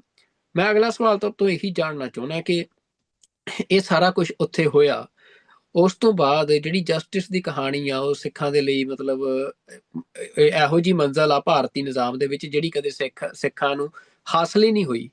ਤੇ ਮਤਲਬ ਪੰਜਾਬ ਦੇ ਵਿੱਚ ਜਸਟਿਸ ਨੂੰ ਲੈ ਕੇ ਮੈਨੂੰ ਜਿਸ ਵਕਤ ਜਾਣਕਾਰੀ ਹੈ ਕਈ ਕਮਿਸ਼ਨ ਬਣੇ। ਹੁਣ ਪਿਛਲੇ ਸਮੇਂ 'ਚ ਵੀ ਵਿਧਾਨ ਸਭਾ ਦੇ ਵਿੱਚ ਸਾਕਾ ਨਕੋਦਰ ਬਾਰੇ ਗੱਲਾਂ ਹੋਈਆਂ। ਹੁਣ ਸਥਿਤੀ ਕਿੱਥੇ ਆ? ਆਪਾਂ ਕੌਮਾਂਤਰੀ ਮੰਚਾਂ ਤੇ ਇਸ ਤੋਂ ਬਾਅਦ ਆਉਂਦੇ ਆ। ਭਾਰਤੀ ਸਿਸਟਮ ਦੇ ਵਿੱਚ ਜੇ ਆਪਾਂ ਅਕਾਊਂਟੇਬਿਲਿਟੀ ਦੀ ਗੱਲ ਕਰਨੀ ਹੋਵੇ, ਜਸਟਿਸ ਦੀ ਗੱਲ ਕਰਨੀ ਹੋਵੇ, ਤਾਂ ਜਿਹੜਾ ਇਹ ਸਾਰਾ ਕੇਸ ਆ ਉਹ ਇਸ ਟਾਈਮ ਕਿੱਥੇ ਖੜਾ ਆ? ਹਾਂਜੀ, ਮੈਂ ਇਹ ਤੋਂ ਪਹਿਲਾਂ ਤੁਹਾਡੇ ਪਹਿਲੇ ਸਵਾਲ ਦਾ ਇੱਕ ਥੋੜੀ ਜਿਹੀ ਉਹਦੇ ਵਿੱਚ ਐਡ ਕਰਨਾ ਚਾਹੂੰਗਾ। ਅਜੇ ਆਪਾਂ ਜਸਟਿਸ ਗੁਰਨਾਮ ਸਿੰਘ ਕਮਿਸ਼ਨ ਦੀ ਰਿਪੋਰਟ ਤੇ ਜਾਵਾਂਗੇ, ਪਰ ਉਹਦੇ ਵਿੱਚ ਇੱਕ ਜਿਹੜੀ ਚੀਜ਼ ਉਹਨੇ ਲਿਖੀ ਆ ਕਿ they were aimed to kill for the sole purpose of killing. All four were shot in their vital organs. ਕਿ ਇਹਨਾਂ ਨੂੰ ਮਿੱਥ ਕੇ ਮਾਰਿਆ ਗਿਆ, ਇਹਨਾਂ ਦੇ ਸੀਨੇ ਵਿੰਨੇ ਗਏ ਆ, ਤੇ ਪੁਲਿਸ ਦਾ ਜਿਹੜਾ ਪੂਰੇ ਦਾ ਪੂਰਾ ਮਕਸਦ ਇਹਨਾਂ ਚਾਰਾਂ ਨੂੰ ਖਤਮ ਕਰਨਾ ਸੀ। ਜਿਹੜੀ ਕਹਾਣੀ ਤੁਸੀਂ ਕਹਿ ਰਹੇ ਹੋ ਉਹੀ ਜੱਜ ਗੁਰਨਾਮ ਸਿੰਘ ਨੇ ਆਪਣੀ ਰਿਪੋਰਟ 'ਚ ਲਿਖੀ। ਹੁਣ ਜਦੋਂ ਇਹਨਾਂ ਨੇ ਇਹ ਕੰਮ ਕੀਤਾ ਤੇ ਪਿਤਾ ਜੀ ਇਕੱਲੇ ਥਾਣੇ ਮੂਹਰੇ ਧਰਨਾ ਮਾਰ ਕੇ ਬੈਠ ਗਏ, ਮੰਗਿਆ ਕਿ ਟਾਈਮ ਬਾਉਂਡ ਜੁਡੀਸ਼ੀਅਲ ਇਨਕੁਆਇਰੀ। ਹੁਣ ਉਸ ਵੇਲੇ ਜਿਹੜਾ ਸਰਜੀਤ ਸਿੰਘ ਐਸਪੀ ਸੀ ਤੇ ਹਰਿੰਦਰਪਾਲ ਸਿੰਘ ਕੰਗ ਇੰਸਪੈਕਟਰ ਸੀਗਾ ਜਿਨ੍ਹਾਂ ਨੇ ਲਾਸ਼ਾਂ ਸਾੜੀਆਂ, ਉਹਨਾਂ ਦੀ ਪਿਤਾ ਜੀ ਨੂੰ ਵਰਡਿੰਗ ਇਹ ਸੀ ਕਿ ਅਸੀਂ ਜੋ ਕਰਨਾ ਸੀ ਕਰਤਾ, ਤੁਹਾਡੇ ਕੋਲ ਜੋ ਹੁੰਦਾ ਕਰ ਲਓ। ਹੁਣ ਜਿਹੜੇ ਇਹ ਪੁਲਿਸ ਵਾਲੇ ਸੀ, ਚਾਹੇ ਉਹ ਸਵਰਨ ਘੋਟਣਾ ਹੋਵੇ, ਚਾਹੇ ਹਰਿੰਦਰਪਾਲ ਸਿੰਘ ਕੰਗ ਹੋਵੇ, ਚਾਹੇ ਸਰਜੀਤ ਸਿੰਘ SPD ਹੋਵੇ, ਇਹ ਸਾਰੇ ਕਿਲਰ ਸਕੁਐਡ ਸੀਗੇ। ਅਜਹਾਰ ਆਲਮ ਨੇ ਆਲਮ ਸੈਨਾ ਬਣਾਈ ਸੀ। ਇਹਨਾਂ ਦੀ ਨਕੋਦਰ 'ਚ ਪੋਸਟਿੰਗ ਨਹੀਂ ਸੀ। ਇਹਨਾਂ ਨੂੰ ਨਕੋਦਰ ਸਿਰਫ ਇਸੇ ਪਰਪਸ ਲਈ 4 ਫਰਵਰੀ ਨੂੰ ਲਿਆਂਦਾ ਸੀ ਕਿ ਇਹਨਾਂ ਨੂੰ ਖਤਮ ਕਰਨਾ। ਜਦੋਂ ਪਿਤਾ ਜੀ ਥਾਣੇ ਮੂਹਰੇ ਬਹਿ ਗਏ, ਉਸ ਤੋਂ ਬਾਅਦ 3 MLA ਉਹਨਾਂ ਦੇ ਨਾਲ ਆਣ ਕੇ ਬੈਠੇ। ਤਖਤ ਸ੍ਰੀ ਕੇਸਗੜ੍ਹ ਸਾਹਿਬ ਦੇ ਜਥੇਦਾਰ ਗਿਆਨੀ ਹਰਚਰਨ ਸਿੰਘ ਮਹਾਲੋਂ ਜੋ ਮੇਰੇ ਨਾਨਾ ਜੀ ਸੀ, ਉਹ ਉੱਥੇ ਆਣ ਕੇ ਬੈਠੇ, ਲੋਕਲ ਜਥੇਦਾਰ ਬੈਠੇ, ਤੇ ਜਿਹੜੀ 5 ਤਰੀਕ ਦੀ ਸ਼ਾਮ ਆ ਬਲਵੰਤ ਸਿੰਘ ਖਜ਼ਾਨਾ ਮੰਤਰੀ ਨੇ ਆਣ ਕੇ ਇਹਦਾ ਇੱਕ time bound judicial inquiry announce ਕੀਤੀ। ਹੁਣ ਜਸਟਿਸ ਗੁਰਨਾਮ ਸਿੰਘ ਕਮਿਸ਼ਨ ਬਣਿਆ। ਉਹ ਕਮਿਸ਼ਨ ਨੇ ਆਪਣੀ ਜਾਂਚ ਕੀਤੀ। ਉਹ ਕਮਿਸ਼ਨ ਨੇ ਆਪਣੀ ਰਿਪੋਰਟ ਪੰਜਾਬ ਸਰਕਾਰ ਨੂੰ 31 ਅਕਤੂਬਰ 1986 ਨੂੰ ਦੇ ਦਿੱਤੀ। ਹੁਣ ਸੰਵਿਧਾਨ ਇਹ ਕਹਿੰਦਾ ਕਿ ਜਿੱਦਣ ਰਿਪੋਰਟ ਦਿੱਤੀ ਆ ਉਹ 6 ਮਹੀਨਿਆਂ ਦੇ ਵਿੱਚ ਵਿੱਚ ਵਿਧਾਨ ਸਭਾ ਦੀ ਸਲੀਬ ਤੇ ਰੱਖ ਕੇ ਉੱਤੇ ਬਹਿਸ ਕਰਾਉਣੀ ਹੁੰਦੀ ਆ ਤੇ ਐਕਸ਼ਨ ਟੇਕਨ ਰਿਪੋਰਟ ਰੱਖਣੀ ਹੁੰਦੀ। ਉਹ ਰਿਪੋਰਟ ਦੱਬ ਲਈ ਉਹਨਾਂ ਨੇ। ਇਹ ਰਿਕਾਰਡ ਜਿਹੜਾ ਸੀ ਜਿੰਨਾ ਉਹਨਾਂ ਨੇ ਦੱਬ ਸਕਿਆ ਉਹ ਦੱਬਿਆ। ਜਦੋਂ ਪਿਤਾ ਜੀ ਨੇ RTI ਕਾਨੂੰਨ ਬਣਿਆ, RTI ਪਾਈ ਕਿ ਸਾਨੂੰ ਰਿਪੋਰਟ ਦੀ ਕਾਪੀ ਦਿਓ, ਤੇ ਸਾਨੂੰ DSP ਨਕੋਦਰ ਨੇ ਰਿਟਨ ਰਿਸਪੌਂਸ ਦਿੱਤਾ ਕਿ 4 ਫਰਵਰੀ 1986 ਨੂੰ ਨਕੋਦਰ 'ਚ ਕੋਈ ਗੋਲੀ ਨਹੀਂ ਚੱਲੀ, ਅਸੀਂ ਕਿਸੇ ਨੂੰ ਸਾੜਿਆ ਨਹੀਂ। ਪਿਤਾ ਜੀ ਮਿਊਨਿਸਪਲ ਕਮੇਟੀ 'ਚ ਗਏ, ਤੁਸੀਂ ਖਾਲੜਾ ਸਾਹਿਬ ਦੀ ਗੱਲ ਕੀਤੀ ਹੈ, ਰਿਕਾਰਡ ਲੈਣ। 13 ਦਿਨ ਲਈ ਰਿਕਾਰਡ ਖਾਲੀ ਆ, ਉਹ ਰਜਿਸਟਰ 'ਚ ਕੋਈ ਐਂਟਰੀ ਨਹੀਂ ਵੀ ਕਿਸੇ ਦਾ ਸੰਸਕਾਰ ਕੀਤਾ ਮਿਊਨਿਸਪਲ ਕਮੇਟੀ ਦੇ। ਜਦੋਂ ਵੱਡੇ ਵੀਰ ਦਾ ਡੈਥ ਸਰਟੀਫਿਕੇਟ ਲੈਂਦੇ ਆ ਤੇ ਉਹਨਾਂ ਦੇ ਵਿੱਚ ਉਹਨਾਂ ਦੀ ਜਿਹੜੀ ਪਲੇਸ ਆਫ ਡੈਥ ਆ ਉਹ ਲਿਤਰਾਂ ਦਿਖਾਈ ਗਈ ਆ, ਕਾਜ਼ ਆਫ ਡੈਥ ਕੁਦਰਤੀ ਲਿਖਿਆ ਹੋਇਆ। ਤੁਸੀਂ ਹਿਸਾਬ ਲਾਓ ਵੀ ਉਹਨਾਂ ਨੇ ਕਿੱਥੇ ਤੱਕ ਜਿਹੜੇ ਰਿਕਾਰਡ ਆ ਉਹ ਜਿਹੜੇ ਆ ਉਹਨਾਂ ਤੇ ਮਿੱਟੀ ਫੇਰਨ ਦੀ ਕੋਸ਼ਿਸ਼ ਕੀਤੀ, ਉਹਨਾਂ ਤੇ ਪੋਚਾ ਲਾਉਣ ਦੀ ਕੋਸ਼ਿਸ਼ ਕੀਤੀ। ਹੁਣ ਜਦੋਂ ਬਰਗਾੜੀ ਦਾ ਸਾਕਾ ਵਾਪਰਿਆ ਉਹਦੇ ਲਈ ਜਸਟਿਸ ਜੋਰਾ ਸਿੰਘ ਕਮਿਸ਼ਨ ਬਣਿਆ, ਜਸਟਿਸ ਰਣਜੀਤ ਸਿੰਘ ਕਮਿਸ਼ਨ ਬਣਿਆ। ਤੁਸੀਂ ਵਿਧਾਨ ਸਭਾ ਦੀ ਗੱਲ ਕੀਤੀ ਹੈ, ਤੇ ਜਦੋਂ ਵਿਧਾਨ ਸਭਾ 'ਚ ਜਸਟਿਸ ਰਣਜੀਤ ਸਿੰਘ ਦੀ ਰਿਪੋਰਟ ਦੇ ਉੱਤੇ ਜਿਸ ਦਿਨ ਚਰਚਾ ਹੋਣੀ ਸੀ, ਉਸ ਦਿਨ ਕੰਵਰ ਸੰਧੂ ਨੇ, ਹਰਵਿੰਦਰ ਸਿੰਘ ਫੂਲਕਾ ਜੀ ਨੇ, ਤੇ ਹੋਰ ਜਿਹੜੇ ਇਸ ਵੇਲੇ ਸਪੀਕਰ ਪੰਜਾਬ ਹੈਗੇ ਕੁਲਤਾਰ ਸਿੰਘ ਸੰਧਮਾ, ਫਾਈਨੈਂਸ ਮਿਨਿਸਟਰ ਹਰਪਾਲ ਸਿੰਘ ਚੀਮਾ, ਗੁਰਪ੍ਰਤਾਪ ਸਿੰਘ ਵਡਾਲਾ, ਇਹ ਸਾਰੇ MLA ਉੱਠ ਕੇ ਖੜੇ ਹੋਏ ਆ ਔਰ ਇਹਨਾਂ ਨੇ ਮੰਗੀ ਕਿ ਤੁਸੀਂ ਜਸਟਿਸ ਗੁਰਨਾਮ ਸਿੰਘ ਦੀ ਰਿਪੋਰਟ ਪਹਿਲਾਂ ਲਿਆਓ, ਜਿਹੜੀ ਕਿ ਪਿਛਲੇ 33 ਸਾਲਾਂ ਤੋਂ ਦੱਬੀ ਹੋਈ ਹੈ। ਔਰ ਉਸ ਵੇਲੇ ਅਮਰਿੰਦਰ ਸਿੰਘ ਮੁੱਖ ਮੰਤਰੀ ਸੀ ਔਰ ਕਿਸੇ ਨੂੰ ਪਤਾ ਨਹੀਂ ਸੀ ਕਿ ਰਿਪੋਰਟ ਕਿੱਥੇ ਆ। ਉਹ ਕਹਿੰਦੇ ਸਾਨੂੰ ਅਗਲੀ ਮੀਟਿੰਗ ਤੱਕ ਮੌਕਾ ਦਿਓ, ਜਿਹੜਾ ਵਿਧਾਨ ਸਭਾ ਦਾ ਅਗਲਾ ਸੈਸ਼ਨ ਹੋ ਉਹ 'ਚ ਜਵਾਬ ਦੇਵਾਂਗੇ। ਅਗਲੇ ਸੈਸ਼ਨ 'ਚ ਰਾਣਾ KP ਸਿੰਘ ਜਿਹੜਾ ਸਪੀਕਰ ਸੀ, ਉਹ ਵਿਧਾਨ ਸਭਾ ਦੇ ਰਿਕਾਰਡ 'ਚ ਮੰਨਿਆ ਕਿ ਇਹ ਜਿਹੜੀ ਰਿਪੋਰਟ ਆ 5 ਮਾਰਚ 2001 ਨੂੰ ਪ੍ਰਕਾਸ਼ ਸਿੰਘ ਬਾਦਲ ਨੇ, ਚਰਨਜੀਤ ਸਿੰਘ ਅਟਵਾਲ ਉਸ ਵੇਲੇ ਸਪੀਕਰ ਸੀ, ਵਿਧਾਨ ਸਭਾ 'ਚ ਰੱਖੀ। ਜਦੋਂ ਉਹਨੇ ਇਹ ਗੱਲ ਕਹੀ ਤੇ ਫੂਲਕਾ ਸਾਹਿਬ ਖੜੇ ਹੋ ਗਿਆ। ਫੂਲਕਾ ਸਾਹਿਬ ਸੁਪਰੀਮ ਕੋਰਟ ਦੇ ਵਕੀਲ ਆ। ਉਹ ਕਹਿੰਦੇ ਵੀ ਮੈਨੂੰ ਇਹ ਦੱਸੋ ਸਪੀਕਰ ਸਾਹਿਬ ਵੀ ਇਹ ਰਿਪੋਰਟ ਤੇ ਚਰਚਾ ਹੋਈ? ਕਹਿੰਦੇ ਨਹੀਂ। ਕਹਿੰਦੇ ਮੈਨੂੰ ਇਹ ਦੱਸੋ ਵੀ ਇੱਥੇ ਕੋਈ ਐਕਸ਼ਨ ਟੇਕਨ ਰਿਪੋਰਟ ਰੱਖੀ ਗਈ? ਕਹਿੰਦੇ ਨਹੀਂ। ਤੇ ਕਹਿੰਦੇ ਜੇ ਇਹ ਨਹੀਂ ਹੋਏ ਆ ਫਿਰ ਤਾਂ ਤੁਸੀਂ ਗੈਰ ਕਾਨੂੰਨੀ ਕੰਮ ਕੀਤਾ। ਕਿ ਕਾਨੂੰਨ ਇਹ ਕਹਿੰਦਾ ਕਿ 6 ਮਹੀਨਿਆਂ ਦੇ ਵਿੱਚ ਵਿਧਾਨ ਸਭਾ ਦੀ ਸਲੀਬ ਤੇ ਰੱਖ ਕੇ ਉੱਤੇ ਬਹਿਸ ਕਰਾਓ, ਐਕਸ਼ਨ ਟੇਕਨ ਰਿਪੋਰਟ ਰੱਖੋ। ਤੁਸੀਂ ਜੇ ਉਹ ਰੱਖੀ ਨਹੀਂ ਫਿਰ ਤਾਂ ਖਾਨਾ ਪੂਰਤੀ ਕੀਤੀ ਹੈ। ਉਹ ਕਹਿੰਦੇ this is a something that need to be discussed in future.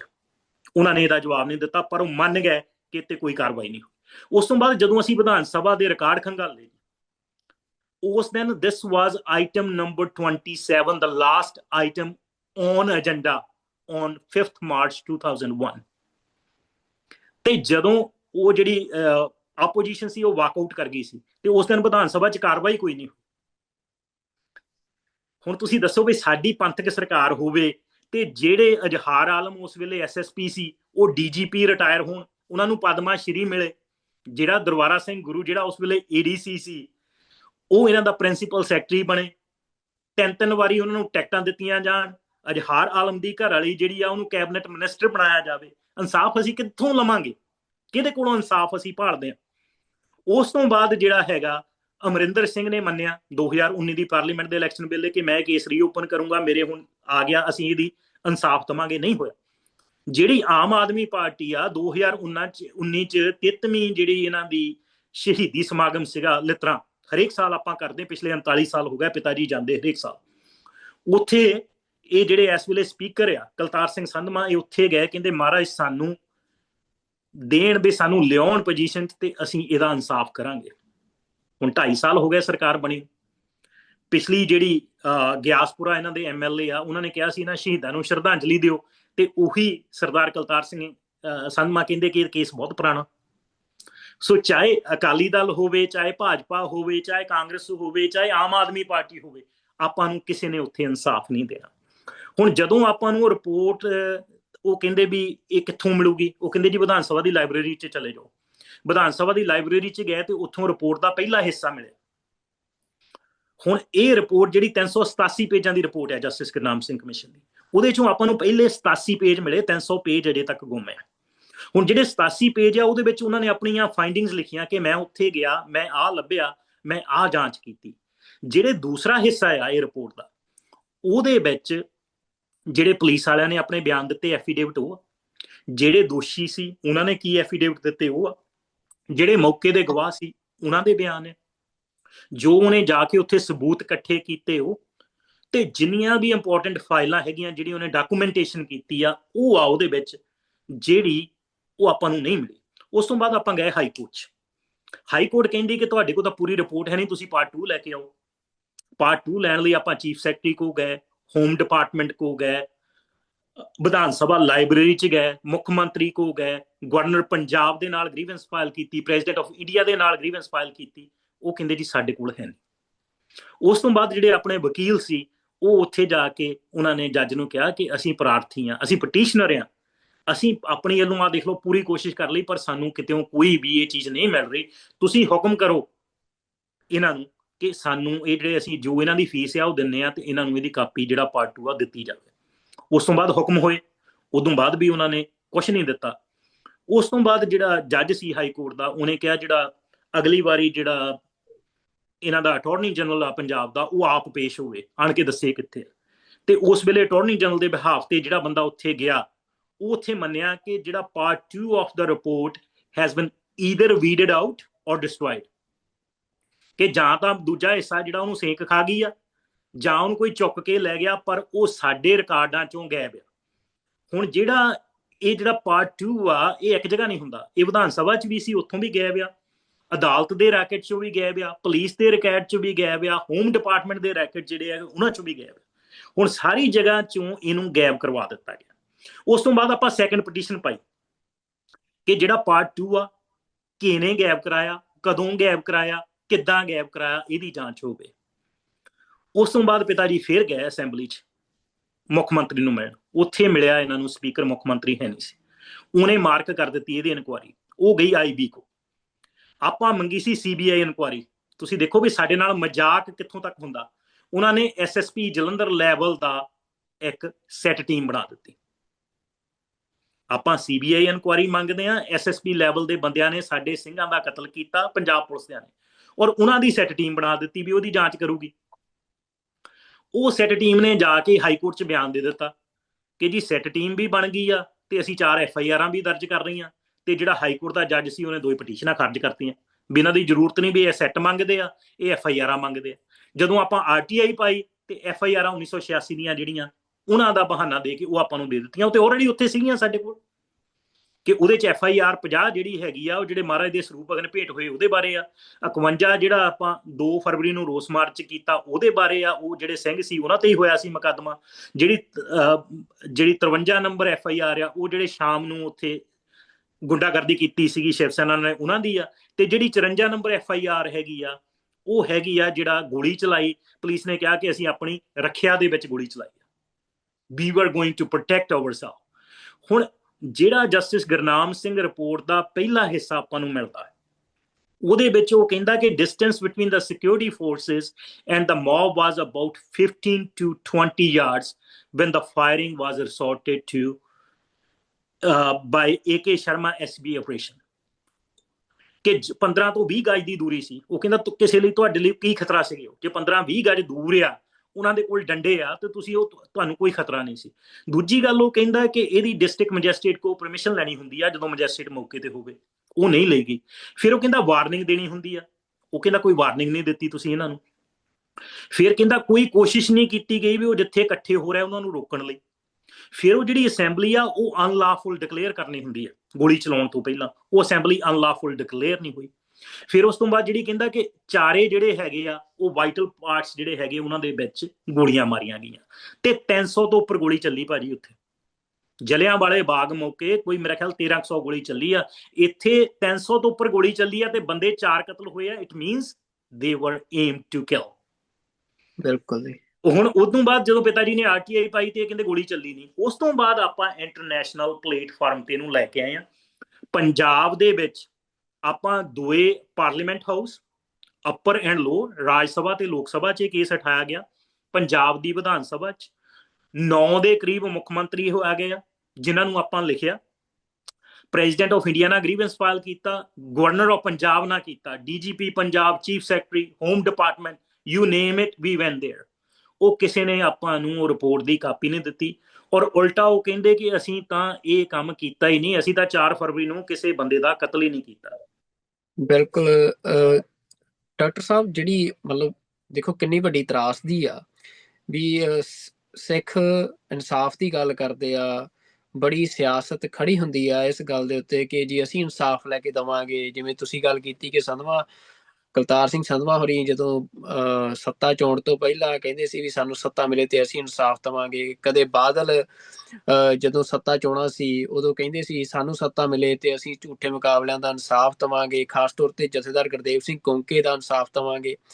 ਮਤਲਬ ਇਸ ਨਿਜ਼ਾਮ ਦੇ ਵਿੱਚ ਜਿੱਥੇ ਸਿੱਖਾਂ ਦੇ ਪੁੱਤ ਤੇ ਧੀਆਂ ਇਹ ਨਿਜ਼ਾਮ ਨੇ ਖਪਾ ਦਿੱਤੇ, ਕਿੱਡੀ ਵੱਡੀ ਤਰਾਸਦੀ ਆ ਕਿ ਉਹਨਾਂ ਨੌਜਵਾਨਾਂ ਦੀਆਂ ਜਿਹੜੀਆਂ ਜਾਂਚ ਰਿਪੋਰਟਾਂ ਆ ਉਹ ਵੀ ਇਸ ਨਿਜ਼ਾਮ ਨੇ ਖਪਾ ਦਿੱਤੀਆਂ, ਵੀ ਜਾਂਚ ਰਿਪੋਰਟਾਂ ਤੱਕ ਵੀ ਜਿਹੜੀਆਂ ਆ ਉਹ ਵੀ ਨਹੀਂ ਮਿਲਦੀਆਂ। ਵੀ ਇਸ ਮਤਲਬ ਇਸ ਮਾਹੌਲ ਦੇ ਵਿੱਚ ਕਿਵੇਂ ਜਿਹੜਾ ਜਦੋਂ ਸਟੇਟ ਜ਼ਬਰ ਕਰ ਰਹੀ ਹੋਵੇ ਤੇ ਸਾਰਾ ਸਟੇਟ ਇਨਫਰਾਸਟ੍ਰਕਚਰ ਜਸਟਿਸ ਨਾ ਦੇਣਾ ਚਾਹੁੰਦਾ ਹੋਵੇ, ਤੇ ਫਿਰ ਜਸਟਿਸ ਲਈ ਰਾਹ ਕੀ ਬਚਦਾ? ਇਸੇ ਗੱਲ ਦੇ ਉੱਤੇ ਮਤਲਬ ਜਿਹੜੀ ਤੁਸੀਂ ਗੱਲ ਕਹਿ ਰਹੇ ਹੋ ਕਿ ਤੁਸੀਂ ਸਾਰੇ ਉੱਥੋਂ ਦੇ ਜਿੰਨੇ ਇੰਸਟੀਚਿਊਟ ਆ ਉਹਨਾਂ ਦੇ ਵਿੱਚੋਂ ਗੋ ਥਰੂ ਹੋ ਲਏ ਹੋ, ਬੜਾ ਸਮਾਂ ਤੁਸੀਂ ਲਾਇਆ, ਸਾਰਾ ਇੰਟਰਨੈਸ਼ਨਲ ਲੋ ਇਸੇ ਗੱਲ ਦੇ ਉੱਤੇ ਖੜਾ ਆ, ਮਤਲਬ ਯੂਨਾਈਟਿਡ ਨੇਸ਼ਨਸ ਤੋਂ ਲੈ ਕੇ ਇੰਟਰਨੈਸ਼ਨਲ ਕ੍ਰਿਮੀਨਲ ਕੋਰਟ ਸਾਰੀ, ਕਿ ਜੇ ਕਿਸੇ ਮੁਲਕ ਦੇ ਵਿੱਚ ਜਿਹੜੀ ਅਕਾਊਂਟੇਬਿਲਟੀ ਨਹੀਂ ਫਿਕਸ ਹੋ ਰਹੀ ਆ, ਸਟੇਟ ਆਪ ਇਨਵੋਲਡ ਆ ਕਿਸੇ ਕ੍ਰਾਈਮ ਦੇ ਵਿੱਚ, ਤਾਂ ਫਿਰ ਉੱਥੇ ਜਸਟਿਸ ਨਹੀਂ ਹੋ ਸਕਦਾ। ਫਿਰ ਇਹ ਵਾਜਬੀਅਤ ਆ ਕਿ ਉਹ ਮਾਮਲੇ ਜਿਹੜੇ ਆ ਉਹ ਕੌਮਾਂਤਰੀ ਮੰਚ ਦੇ ਉੱਤੇ ਲਿਆਂਦੇ ਜਾਣ, ਤੇ ਕੌਮਾਂਤਰੀ ਮੰਚ ਜਿਹੜੇ ਆ ਉਹਨਾਂ ਦੀ ਇਹ ਲਾਇਬਿਲਿਟੀ ਆ, ਉਹਨਾਂ ਦੀ ਇਹ ਜ਼ਿੰਮੇਵਾਰੀ ਆ ਕਿ ਫਿਰ ਉਹ ਜਸਟਿਸ ਜਿਹੜਾ ਆ ਉਹ ਪ੍ਰੋਵਾਈਡ ਕਰਾਉਣ, ਜਸਟਿਸ ਦੇਣ। ਜਿਸ ਤਰੀਕੇ ਦੀ ਗੱਲ ਕਾਂਗਰਸਮੈਨ ਜਿੰਮੀ ਨੇ ਆਪਣੀ ਸਪੀਚ ਦੇ ਵਿੱਚ ਉਦਣ ਕੀਤੀ ਕਿ ਇਹ US ਗਵਰਨਮੈਂਟ ਦੀ ਜ਼ਿੰਮੇਵਾਰੀ ਆ ਕਿ ਉਹ ਭਾਵੇਂ US ਦੇ ਵਿੱਚ ਹੋਵੇ ਜਾਂ ਦੁਨੀਆ ਦੇ ਵਿੱਚ ਹੋਰ ਕਿਤੇ ਵੀ ਹੋਵੇ, ਜੇ ਇਹੋ ਜਿਹਾ ਜ਼ੁਲਮ ਹੋ ਰਿਹਾ ਤਾਂ ਉਹਦੇ ਖਿਲਾਫ ਆਵਾਜ਼ ਚੁੱਕੇ, ਜਸਟਿਸ ਦੇਵੇ। ਤੇ ਤੁਸੀਂ ਹੁਣ ਤੱਕ ਬੜੇ ਯਤਨ ਕੀਤੇ ਆ। ਮੈਂ ਚਾਹੁੰਦਾ ਕਿ ਸਾਡੇ ਦਰਸ਼ਕਾਂ ਨੂੰ ਇਹ ਦੱਸਿਓ ਕਿ ਜੋ ਭਾਰਤ ਦੇ ਵਿੱਚ ਇਹ ਜਿਹੜੇ ਲੋਕ ਕਹਿੰਦੇ ਆ ਜੀ ਤੁਸੀਂ ਹਾਈ ਕੋਰਟ ਜਾਓ, ਤੁਸੀਂ ਇਹ ਸਰਕਾਰ ਕੋਲ ਜਾਓ, ਆਹ ਸਰਕਾਰ ਲਿਆਓ, ਤੁਸੀਂ ਸਾਰਾ ਕੁਝ ਦੇਖਿਆ ਵੀ ਸਾਕਾ ਨਕੋਦਰ ਦੇ ਵਿੱਚ ਫੇਲ ਹੋਇਆ। ਤੇ ਉਸ ਤੋਂ ਬਾਅਦ ਜੇ ਕੌਮਾਂਤਰੀ ਮੰਚਾਂ ਦੇ ਵਿੱਚ ਕਿੱਥੇ ਕਿੱਥੇ ਤੁਸੀਂ ਇਸ ਮਾਮਲੇ ਨੂੰ ਲਿਜਾ ਚੁੱਕੇ ਹੋ, ਤੇ ਕਿਹੜੀਆਂ ਹੁਣ ਤੱਕ ਜਿਹੜੀਆਂ ਅਸੀਂ ਕਹਿ ਸਕਦੇ ਹਾਂ ਕਿ ਜਿਹੜੇ ਇੰਸਟੀਚਿਊਟ ਨੇ ਜਾਂ ਜਿਹੜੇ ਅਦਾਰੇ ਨੇ ਜਿਨ੍ਹਾਂ ਦੇ ਵੱਲੋਂ ਇਹਨੂੰ ਰੈਕੋਗਨਾਈਜ਼ ਕੀਤਾ ਜਾ ਚੁੱਕਿਆ ਹੈ ਸਾਕਾ ਨਕੋਦਰ ਨੂੰ? ਹਾਂਜੀ, ਇਹਦੇ ਚ ਵੀਰ ਜੀ ਜਿਹੜਾ 43rd ਸੈਸ਼ਨ ਹੋਇਆ ਸੀਗਾ UNO ਚ 2020 ਫਰਵਰੀ ਚ, ਉਹਦੇ ਚ ਡਾਕਟਰ ਐਕਟੇਡਾਰ ਕਰਾਮਾ ਚੀਮਾ ਜਿਹੜੇ ਹੈਗੇ ਆ ਉਹਨਾਂ ਨੇ ਇਸ ਕੇਸ ਨੂੰ ਲਿਆਂਦਾ ਸੀਗਾ। ਉਸ ਤੋਂ ਪਹਿਲਾਂ ਜਦੋਂ ਇਹਨਾਂ ਨੇ 2018 ਚ ਡਿਨਾਈ ਕੀਤਾ, ਆਪਾਂ ਇੱਕ ਡੋਜ਼ੀਅਰ ਜਿਹੜਾ ਕਿ ਆਲਮੋਸਟ 500 ਪੇਜ ਦਾ ਜਿਹੜਾ ਆਪਾਂ UNO ਨੂੰ ਦਿੱਤਾ, ਜਿਹਦੇ ਚ ਇਹਨਾਂ ਦੇ ਜਿਹੜੇ ਪੁਲਿਸ ਰੂਲਸ ਆ, ਜਿਹੜੇ ਫਾਇਰਿੰਗ ਰੂਲਸ ਆ, ਜੋ ਜਸਟਿਸ ਗੁਰਨਾਮ ਸਿੰਘ ਕਮਿਸ਼ਨ ਦੀ ਇਨਕੁਆਇਰੀ ਆ, ਜੋ ਜਸਟਿਸ ਅਜੀਤ ਸਿੰਘ ਬੈਂਸ ਦੀਆਂ ਫਾਈਂਡਿੰਗਸ ਹੈਗੀਆਂ, ਉਹ ਸਾਰੀਆਂ ਦਿੱਤੀਆਂ ਹੋਈਆਂ। ਫਿਰ ਆਪਾਂ ਉਹਨਾਂ ਦੀਆਂ ਪੋਸਟਮਾਰਟਮ ਰਿਪੋਰਟਾਂ ਨਾਲ ਲਾਈਆਂ। ਉਹਦੇ ਵਿੱਚ ਜਿਹੜੇ ਭਾਈ ਹਰਮਿੰਦਰ ਸਿੰਘ ਤੇ ਭਾਈ ਬਲਧੀਰ ਸਿੰਘ ਆ, ਉਹਨਾਂ ਦੇ ਨਾਂ ਅੰਕਿਤ ਆ, ਉਹਨਾਂ ਦੇ ਪਿਤਾ ਜੀ ਦੇ ਨਾਂ ਅੰਕਿਤ ਆ, ਉਹਨਾਂ ਦੇ ਪਤੇ ਅੰਕਿਤ ਆ, ਤੇ ਬਾਪੂ ਜੀ ਉੱਥੇ ਸੀਗੇ, ਇਹਨਾਂ ਨੇ ਵੀਰ ਨੂੰ ਪਛਾਣਿਆ। ਤੇ ਝਿਲਮਣ ਸਿੰਘ ਦੀ ਜੇ ਪਛਾਣ ਨਹੀਂ ਸੀ ਹੋਈ ਤੇ ਫਿਰ ਵੀ ਉਹਨਾਂ ਦੀ ਜ਼ਿੰਮੇਵਾਰੀ ਬਣਦੀ ਸੀ। ਉਹ ਸਾਰੀਆਂ ਚੀਜ਼ਾਂ ਆਪਾਂ UNO ਨੂੰ ਦਿੱਤੀਆਂ। ਉਸ ਤੋਂ ਬਾਅਦ 43rd ਸੈਸ਼ਨ 'ਚ ਇਹਦੇ ਬਾਰੇ ਗੱਲਬਾਤ ਹੋਈ। ਉੱਥੇ ਇਹਨਾਂ 4 ਸਿੰਘਾਂ ਦੇ ਨਾਂ ਅੰਕਿਤ ਆ ਉਸ ਰਿਕਾਰਡ 'ਚ। ਉਸ ਤੋਂ ਬਾਅਦ ਆਪਾਂ ਜਿਹੜਾ ਹੈਗਾ ਕੈਲੀਫੋਰਨੀਆ ਦੇ ਵਿੱਚ ਅਲੱਗ-ਅਲੱਗ ਸ਼ਹਿਰਾਂ 'ਚ ਗਏ ਆ। ਉਹ 'ਚ ਚਾਹੇ ਸੈਨ ਹੋਜ਼ੇ ਹੋਵੇ, ਸੈਂਟਾ ਕਲਾਰਾ ਹੋਵੇ, ਮਲਪੀਟਸ ਹੋਵੇ, ਮੋਰ ਦੈਨ ਡਜ਼ਨ ਸਿਟੀਜ਼। 3 ਸਟੇਟਾਂ 'ਚ ਇਸ ਵੇਲੇ ਆਪਾਂ ਜਿਹੜਾ ਕੇਸ ਲੈ ਕੇ ਗਏ, ਜਿੱਥੇ 4 ਫਰਵਰੀ ਨੂੰ ਸਾਕਾ ਨਕੋਦਰ ਦਿਵਸ ਵਜੋਂ ਮਾਨਤਾ ਦਿੱਤੀ। ਉਸ ਤੋਂ ਬਾਅਦ ਆਪਾਂ ਸ਼ਹਿਰਾਂ ਤੋਂ ਬਾਅਦ ਕਾਉਂਟੀਆਂ 'ਚ ਗਏ, ਜਿੱਦਾਂ ਸਾਡੇ ਇੱਥੇ ਸੈਂਟਾ ਕਲਾਰਾ ਕਾਉਂਟੀ ਆ। ਉਸ ਤੋਂ ਬਾਅਦ ਜਦੋਂ ਕਾਉਂਟੀਆਂ 'ਚ ਜਾਣ ਤੋਂ ਬਾਅਦ ਅਸੀਂ ਇੱਥੇ ਦੇ ਜਿਹੜੇ ਕਾਉਂਟੀ ਸੁਪਰਵਾਈਜ਼ਰ ਆ ਉਹਨਾਂ ਦੇ ਕੋਲ ਗਏ। ਉਸ ਤੋਂ ਬਾਅਦ ਜਿਹੜੇ ਲੋਕਲ ਅਸੈਂਬਲੀ ਮੈਂਬਰ ਆ ਇੱਥੇ, ਜਿੱਦਾਂ ਕੈਲੀਫੋਰਨੀਆ ਦਾ ਐਲੈਕਸ ਲੀ ਆ, ਕਾਲਰਾ ਹੈਗੇ ਆ, ਮਤਲਬ ਜਿੰਨੇ ਵੀ ਅਸੀਂ ਜਿਹੜੇ ਲੋਕਲ MLA ਸੀ ਉਹਨਾਂ ਕੋਲ ਜਾ ਸਕੇ, ਉਹਨਾਂ ਦੇ ਕੋਲੋਂ ਇਹਦੇ ਬਾਰੇ ਮਤੇ ਪਵਾਏ। 4 ਫਰਵਰੀ ਨੂੰ ਰੀਕਗਨਾਈਜ਼ ਕਰਾਇਆ ਸਾਕਾ ਨਕੋਦਰ ਦਿਵਸ ਵਜੋਂ। ਉਸ ਤੋਂ ਬਾਅਦ ਜਿਹੜੇ ਸਾਡੇ ਸਟੇਟ ਸੈਨੇਟਰ ਸੀ ਉਹਨਾਂ ਦੇ ਕੋਲ ਗਏ। ਉਸ ਤੋਂ ਬਾਅਦ ਜਿਹੜੀ US ਕਾਂਗਰਸਮੈਨ ਸੀ ਉਹਨਾਂ ਦੇ ਕੋਲ ਆਪਾਂ ਆਪਣਾ ਜਾ ਕੇ ਕੇਸ ਦੱਸਿਆ। 2022 ਚ 4 ਫਰਵਰੀ 2022 ਨੂੰ US ਚ ਹਾਊਸ ਰੈਜ਼ੋਲੂਸ਼ਨ 908 ਜਿਹੜਾ ਪੇਸ਼ ਕੀਤਾ ਗਿਆ। 5 ਇੱਥੇ ਦੇ ਜਿਹੜੇ ਲੋਕਲ ਕਾਂਗਰਸਮੈਨ ਆ, ਜ਼ੋਈ ਲੌਫਗ੍ਰੈਨ ਜਿਹੜੀ ਉਹਦੀ ਮੇਨ ਆਥਰ ਸੀ, ਉਹਦੇ ਵਿੱਚ ਉਹਨਾਂ ਨੇ 4 ਫਰਵਰੀ ਨੂੰ ਸਾਕਾ ਨਕੋਦਰ ਦਿਵਸ ਵਜੋਂ ਮਾਨਤਾ ਦਿੱਤੀ। ਔਰ ਉਹਦੇ ਵਿੱਚ ਇਹ ਸਾਰਾ ਕੁਝ ਲਿਖਿਆ ਵੀ ਜੋ ਕੁਝ ਗਲਤ ਹੋਇਆ, ਕਿਹੜੇ ਕਾਨੂੰਨਾਂ ਦੀ ਉਲੰਘਣਾ ਹੋਈ, ਉਹ ਸਾਰਾ ਕੁਝ ਉਸ ਜਿਹੜਾ ਮਤਾ ਆ, ਮਤਾ ਨੰਬਰ 908, ਉਹਦੇ ਵਿੱਚ ਲਿਖਿਆ। ਉਸ ਤੋਂ ਬਾਅਦ US ਕੰਗਰੈਸ਼ਨਲ ਹੀਅਰਿੰਗ ਹੋਈ ਇੱਥੇ 14 ਫਰਵਰੀ 2024 ਨੂੰ ਪਿਛਲੇ ਸਾਲ, ਜਿਸ 'ਚ ਅੰਡਰ ਸੈਕਟਰੀ ਜਨਰਲ ਜਿਹੜੀ UNO ਦੀ ਆ ਐਲਸ ਡੋਰੀਟੀ, ਉਹ ਵੀ ਆਈ ਸੀ। ਡਾਕਟਰ ਐਕਟੇਡਾਰ ਕਰਾਮਾ ਚੀਮਾ ਵੀ ਆਏ ਸੀਗੇ, ਤੇ ਇੱਥੇ ਦੇ ਜਿਹੜੇ ਲੋਕਲ ਕਾਂਗਰਸਮੈਨ ਆ ਉਹ ਵੀ ਆਏ ਸੀ। ਅਸੀਂ ਉਹਨਾਂ ਨੂੰ ਆਪਣੀ ਸਾਰੀ ਕਹਾਣੀ ਦੱਸੀ ਕਿ ਸਾਡੇ ਨਾਲ ਆਹ ਵਾਪਰਿਆ, ਕਿ ਇੰਨੇ ਸਾਲਾਂ ਦੇ ਬਾਅਦ ਵੀ ਅਜੇ ਤੱਕ ਇੱਕ ਵੀ ਦੋਸ਼ੀ ਨੂੰ ਸਜ਼ਾ ਨਹੀਂ ਮਿਲੀ, ਤੇ ਅਜੇ ਤੱਕ ਜਿਹੜੀ ਉਹ ਰਿਪੋਰਟ ਆ ਉਹਦੇ ਤੇ ਕੋਈ ਕਾਰਵਾਈ ਨਹੀਂ ਹੋਈ। ਉਸ ਤੋਂ ਬਾਅਦ ਜਿਹੜਾ 28 ਫਰਵਰੀ ਨੂੰ ਪਿਛਲੇ ਸਾਲ ਪਿਤਾ ਜੀ ਨੇ ਇੱਥੇ ਜਾ ਕੇ ਇੱਕ ਸਾਕਾ ਨਕੋਦਰ ਇਨਸਾਫ ਮਾਰਚ ਕੱਢਿਆ। ਔਰ ਉਸ ਇਨਸਾਫ ਮਾਰਚ ਦਾ ਉਹੀ ਰਾਊਟ ਸੀ ਜਿਹੜੇ ਰਾਊਟ ਤੇ ਇਹ ਸ਼ਹੀਦ ਜਿਹੜੇ ਸੀਗੇ 4 ਫਰਵਰੀ 1986 ਨੂੰ ਤੁਰੇ ਸੀ, ਉਸ ਰਾਹ ਤੇ ਗਏ। ਔਰ ਤੁਸੀਂ ਹੈਰਾਨ ਹੋਵੋਗੇ ਕਿ ਉਸੇ ਦਿਨ ਹੀ ਨਕੋਦਰ ਦੇ ਵਿੱਚ ਜਿਹੜੀ local MLA Aam Aadmi party ਦੀ ਇੰਦਰਜੀਤ ਕੌਰ, ਤੇ ਜਿਹੜਾ ਮੁੱਖ ਮੰਤਰੀ ਪੰਜਾਬ ਆ ਭਗਵੰਤ ਮਾਨ, ਇਹ ਨਕੋਦਰ ਸਿਵਲ ਹਸਪਤਾਲ 'ਚ ਬੈਠੇ ਸੀ। ਇਹ ਉੱਥੇ ਨਹੀਂ ਪਹੁੰਚੇ। ਜਦੋਂ ਭਗਵੰਤ ਮਾਨ ਮੈਂਬਰ ਪਾਰਲੀਮੈਂਟ ਸੀ, ਇਹਨਾਂ ਦੇ ਨਾਲ ਗੱਲ ਹੋਈ ਆ, ਇਹਨਾਂ ਨੇ ਆਪਣੇ ਭਰਾ ਗਿਆਨ ਸਿੰਘ ਦਾ ਨੰਬਰ ਦਿੱਤਾ। ਇਹ ਕਹਿੰਦੇ ਸੀ ਮੈਂ ਪਾਰਲੀਮੈਂਟ 'ਚ ਵੀ ਇਹ ਮਤਾ ਉਠਾਊਂਗਾ, ਉਦੋਂ ਬਾਅਦ ਜਦੋਂ ਮੁੱਖ ਮੰਤਰੀ ਬਣੇ ਮੈਂ ਇਨਸਾਫ ਦਊਂਗਾ। ਇਹਨਾਂ ਤੋਂ ਕੋਈ ਆਸ ਨਹੀਂ। ਉੱਥੇ ਜੀ ਰੋਸ ਮਾਰਚ ਹੋਇਆ। ਉਸ ਤੋਂ ਬਾਅਦ ਜਦੋਂ ਪਿਛਲੇ ਸਾਲ 38ਵਾਂ ਸ਼ਹੀਦੀ ਦਿਹਾੜਾ ਇਹਨਾਂ ਸ਼ਹੀਦਾਂ ਦਾ ਮਨਾਇਆ ਗਿਆ, ਉਸ ਦਿਨ ਸਾਡੀ ਜਿਹੜੀ ਇੱਥੇ doctor Jasmeet Kaur Bains assembly member ਹੈਗੇ ਕੈਲੀਫੋਰਨੀਆ ਦੇ, ਉਹ ਆਏ ਨਾਲ। ਉਹਨਾਂ ਦੇ ਇੱਕ ਹੋਰ ਸਾਡੇ ਜਿਹੜੇ ਲਿਜ਼ ਔਰਟੈਗਾ ਅਸੈਂਬਲੀ ਮੈਂਬਰ ਸੀ, ਉਹ ਆਏ। ਉਹਨਾਂ ਨੂੰ ਸਾਰੀ ਕਹਾਣੀ ਦੱਸੀ। ਤੇ ਉਸ ਤੋਂ ਬਾਅਦ 13 ਜੂਨ ਨੂੰ ਜਿਹੜੀ ਆਪਣੀ ਕੈਲੀਫੋਰਨੀਆ ਦੀ ਅਸੈਂਬਲੀ ਆ, ਉਹਦੇ ਵਿੱਚ ਮਤਾ ਪਾਇਆ ਗਿਆ, ਮਤਾ ਨੰਬਰ 93, ਜਿਹੜੀ ਸਿੱਖ ਜੈਨੋਸਾਈਡ 1984 ਆ। ਉਦੋਂ ਬਾਅਦ ਇਹ ਦੂਸਰਾ ਮਤਾ ਆ ਜਿਹੜਾ ਕੈਲੀਫੋਰਨੀਆ ਦੀ ਅਸੈਂਬਲੀ 'ਚ ਸਰਬਸੰਮਤੀ ਨਾਲ ਪਾਸ ਹੋਇਆ 13 ਜੂਨ ਨੂੰ ਇੱਥੇ। ਉਸ ਤੋਂ ਬਾਅਦ ਜਿਹੜੀ ਹੁਣ ਪਰਸੋਂ ਕਹਾਣੀ ਵਾਪਰੀ ਆ 6 ਫਰਵਰੀ ਨੂੰ, ਜਿਹੜੀ ਤੁਸੀਂ ਜਿਮੀ ਪਨੇਟਾ ਦੀ ਗੱਲ ਕੀਤੀ ਹੈ, ਉਹਨਾਂ ਨੂੰ ਮੈਂ 26 ਜਨਵਰੀ ਨੂੰ ਇੱਥੇ ਮਿਲਿਆ, ਉਹਨਾਂ ਨੂੰ ਸਾਰਾ ਆਪਣਾ ਕੇਸ ਦੱਸਿਆ। ਉਹ ਕਹਿੰਦੇ ਮੈਂ 4 ਫਰਵਰੀ ਨੂੰ ਇਹਨਾਂ ਸ਼ਹੀਦਾਂ ਨੂੰ ਮੈਂ ਉੱਥੇ ਸ਼ਰਧਾਂਜਲੀ ਦਊਂਗਾ, ਮੈਂ ਟ੍ਰਿਬਿਊਟ ਦਊਂਗਾ, ਮੈਂ ਸਾਰੀ ਕਹਾਣੀ ਆਪਣੀ ਯੂਐਸ ਕਾਂਗਰਸ ਮੂਹਰੇ ਰੱਖੂੰਗਾ ਤੇ ਅਸੀਂ ਪੂਰੀ ਕੋਸ਼ਿਸ਼ ਕਰਾਂਗੇ ਤੁਹਾਨੂੰ ਇਨਸਾਫ ਮਿਲੇ। 4 ਫਰਵਰੀ ਨੂੰ ਉਹਨਾਂ ਨੂੰ ਮੌਕਾ ਨਹੀਂ ਮਿਲਿਆ, ਪਰ 6 ਫਰਵਰੀ ਨੂੰ ਉਹਨਾਂ ਨੇ ਜਿਹੜਾ ਕੇਸ ਹੈਗਾ ਉਹ ਯੂਐਸ ਕਾਂਗਰਸ ਦੇ ਮੂਹਰੇ ਰੱਖਿਆ। ਤੇ ਹੁਣ 18 ਫਰਵਰੀ ਨੂੰ 16 ਫਰਵਰੀ ਨੂੰ ਸਾਡੇ ਇੱਥੇ ਸੈਨ ਹੋਜ਼ੇ ਗੁਰਦੁਆਰਾ ਸਾਹਿਬ ਇਹਨਾਂ ਸਿੰਘਾਂ ਦਾ 39ਵਾਂ ਸ਼ਹੀਦੀ ਦਿਹਾੜਾ ਮਨਾਇਆ ਜਾਣਾ, ਜਿੱਥੇ ਉਹ ਆਣ ਕੇ ਜਿਹੜਾ ਕੰਗਰੈਸ਼ਨਲ ਰੈਕਡ ਆ ਉਹਦੀ ਕਾਪੀ ਸ਼ਹੀਦ ਪਰਿਵਾਰਾਂ ਨੂੰ ਦੇਣਗੇ। ਬੀਬੀ ਪਰਮਜੀਤ ਕੌਰ ਖਾਲੜਾ ਜੀ ਉੱਥੇ ਆਉਣਗੇ ਤੇ 18 ਫਰਵਰੀ ਨੂੰ ਇੱਥੇ ਸਿਟੀ ਆਫ ਸੈਨ ਹੋਜ਼ੇ ਜਿਹੜਾ ਇੱਥੇ ਇਹਨੂੰ ਮਾਨਤਾ ਦਿੱਤੀ ਜਾਊਗੀ। ਅੱਜ ਇੱਥੇ ਸਿਟੀ ਆਫ ਐਲਕ ਗਰੋਵ 'ਚ ਮੈਂ ਗਿਆ ਸੀ, ਉੱਥੇ ਇਹਨੂੰ ਮਾਨਤਾ ਦਿੱਤੀ ਗਈ ਆ। 3 ਫਰਵਰੀ ਨੂੰ ਇੱਥੇ ਸੈਂਟਾ ਕਲਾਰਾ ਕਾਉਂਟੀ 'ਚ, 4 ਫਰਵਰੀ ਨੂੰ city of Manteca. Every day there is something going on somewhere in the world for ਇਹਨਾਂ ਸ਼ਹੀਦਾਂ ਨੂੰ ਦਿਨ ਨੂੰ ਮਨਾਉਣ ਲਈ। ਡਾਕਟਰ ਹਰਿੰਦਰ ਸਿੰਘ ਜੀ, ਮੈਂ ਹੁਣ ਆਖਰੀ ਸਵਾਲ ਤੋਂ ਇਹ ਜਾਣਨਾ ਚਾਹੁੰਦਾ ਵੀ ਕਿਉਂਕਿ ਜਦੋਂ ਅਸੀਂ ਵੀਡੀਓਜ਼ ਪਾਉਂਦੇ ਆ ਤਾਂ ਬੜੀ ਤਰ੍ਹਾਂ ਦੇ ਕਮੈਂਟ ਵੀ ਥੱਲੇ ਆਉਂਦੇ ਆ, ਤਾਂ ਮਤਲਬ ਇੱਕ ਕਈ ਵਾਰ ਇਹ ਟੌਂਟ ਵੀ ਕੀਤਾ ਜਾਂਦਾ ਵੀ ਤੁਸੀਂ ਮਤੇ ਪਵਾਈ ਚੱਲੋ, ਤੁਸੀਂ ਇਹ ਕਰੀ ਚੱਲੋ। ਇਹਦੇ ਨਾਲ ਮਤਲਬ ਜਿਹੜੇ ਸੋ ਕਾਲਡ ਮਤਲਬ ਇੰਡੀਅਨ ਨੈਸ਼ਨਲਿਸਟ ਨੇ ਉਹ ਕਹਿੰਦੇ ਆ ਵੀ ਸਾਨੂੰ ਇਹਦੇ ਨਾਲ ਕੋਈ ਫਰਕ ਨਹੀਂ ਪੈਂਦਾ, ਤੁਸੀਂ ਕਰਾਈ ਚੱਲੋ। ਮਤਲਬ ਜਦੋਂ ਤੁਸੀਂ ਇਹ ਸਾਰੇ ਐਫਰਟਸ ਕਰ ਰਹੇ ਹੋ, ਤੁਸੀਂ ਸਾਰੀਆਂ ਸਿਟੀਜ਼ ਦੇ ਵਿੱਚ, ਤੁਸੀਂ ਯੂਐਸ ਹਾਊਸ ਦੇ ਵਿੱਚ ਇਹ ਗੱਲ ਕਰਾ ਰਹੇ ਹੋ, ਤੁਹਾਨੂੰ ਕੀ ਲੱਗ ਰਿਹਾ ਵੀ ਇਹ ਤੋਂ ਕੀ ਪ੍ਰਾਪਤੀ ਦੀ ਆਸ ਤੁਸੀਂ ਕਰ ਰਹੇ ਹੋ? ਮਤਲਬ ਕੀ ਸੋਚ ਕੇ ਤੁਸੀਂ ਮਤਲਬ ਇਹ ਸਾਰੇ ਐਫਰਟਸ ਕਰ ਰਹੇ ਹੋ? ਬਹੁਤ ਵਧੀਆ ਸਵਾਲ ਆ ਜੀ ਤੁਹਾਡਾ। ਇਸ ਵੇਲੇ ਦੁਨੀਆ ਨੂੰ ਇੰਡੀਆ ਇਹ ਡਿਕਲੇਅਰ ਕਰ ਰਿਹਾ ਕਿ we are the biggest democracy, we are the mother of democracy. ਅਸੀਂ ਦੁਨੀਆ ਦੇ ਵਿੱਚ ਇਹ ਦੱਸ ਰਹੇ ਹਾਂ ਕਿ ਜਿਹੜੇ ਮੁਲਕ ਆਪਣੇ ਆਪ ਨੂੰ ਦੁਨੀਆ ਦਾ ਸਭ ਤੋਂ ਵੱਡਾ ਲੋਕਤੰਤਰ ਕਹਿੰਦਾ, ਜਿਹੜਾ ਕਹਿੰਦੇ ਅਸੀਂ ਕਾਨੂੰਨ ਦੇ ਰਖਵਾਲੇ ਆ, ਉਹਨਾਂ ਨੇ ਕਾਨੂੰਨ ਦੀਆਂ ਧੱਜੀਆਂ ਕਿਵੇਂ ਅੜਾਈਆਂ, ਉਹਨਾਂ ਨੇ ਆਪਣੇ ਕਾਨੂੰਨ ਨੂੰ, ਉਹਨਾਂ ਦਾ ਸੰਵਿਧਾਨ ਆ ਉਹਨੂੰ ਕਿੱਦਾਂ ਨਹੀਂ ਮੰਨਿਆ, ਤੇ ਘੱਟ ਗਿਣਤੀਆਂ ਦਾ ਕਿੱਦਾਂ ਘਾਣ ਹੋ ਰਿਹਾ। ਇਹਨਾਂ ਨੇ ਰਿਕਾਰਡ ਗਾਇਬ ਕੀਤੇ ਉੱਥੋਂ। ਇਸ ਵੇਲੇ ਇਹਨਾਂ ਸਿੰਘਾਂ ਦੇ ਨਾਂ ਯੂਐਸ ਕੰਗਰੈਸ਼ਨਲ ਰੈਕਡ, ਯੂਐਨਓ ਰੈਕਡ, ਇੱਥੇ ਜਿਹੜੇ ਸ਼ਹਿਰ ਆ, ਇੱਥੇ ਜਿਹੜੀਆਂ ਕਾਉਂਟੀਆਂ ਕਿੱਥੋਂ ਕਿੱਥੋਂ ਖਤਮ ਕਰਨਗੇ।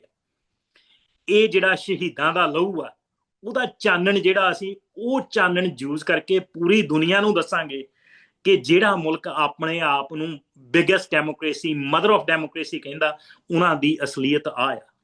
ਤੇ ਜਦੋਂ ਉਹਨਾਂ ਦੀ ਅਸਲੀਅਤ ਜੱਗ ਜ਼ਾਹਰ ਹੁੰਦੀ ਆ, ਉਹ ਐਵੇਂ ਨਹੀਂ ਕਿ ਮਤਲਬ ਉਹਨਾਂ ਨੇ ਭਾਈ ਪੰਜਵੜ ਸਾਹਿਬ ਜੀ ਦੀ ਸ਼ਹਾਦਤ ਕਰਵਾਈ ਪਾਕਿਸਤਾਨ 'ਚ, ਵੀਰ ਖੰਡੇ ਨੂੰ ਜਿੱਦਾਂ ਉਹਨਾਂ ਨੇ ਟ੍ਰਾਂਸਨੈਸ਼ਨਲ ਰਿਪਰੈਸ਼ਨ ਦੇ ਥਰੂ ਇੱਥੇ ਆਣ ਕੇ ਇੰਗਲੈਂਡ 'ਚ ਕੀਤਾ। ਭਾਈ ਹਰਦੀਪ ਸਿੰਘ ਨਿੱਜਰ ਦਾ ਕਤਲ ਹੋਇਆ ਗੁਰਦੁਆਰਾ ਸਾਹਿਬ 'ਚ, ਸਰੀ 'ਚ।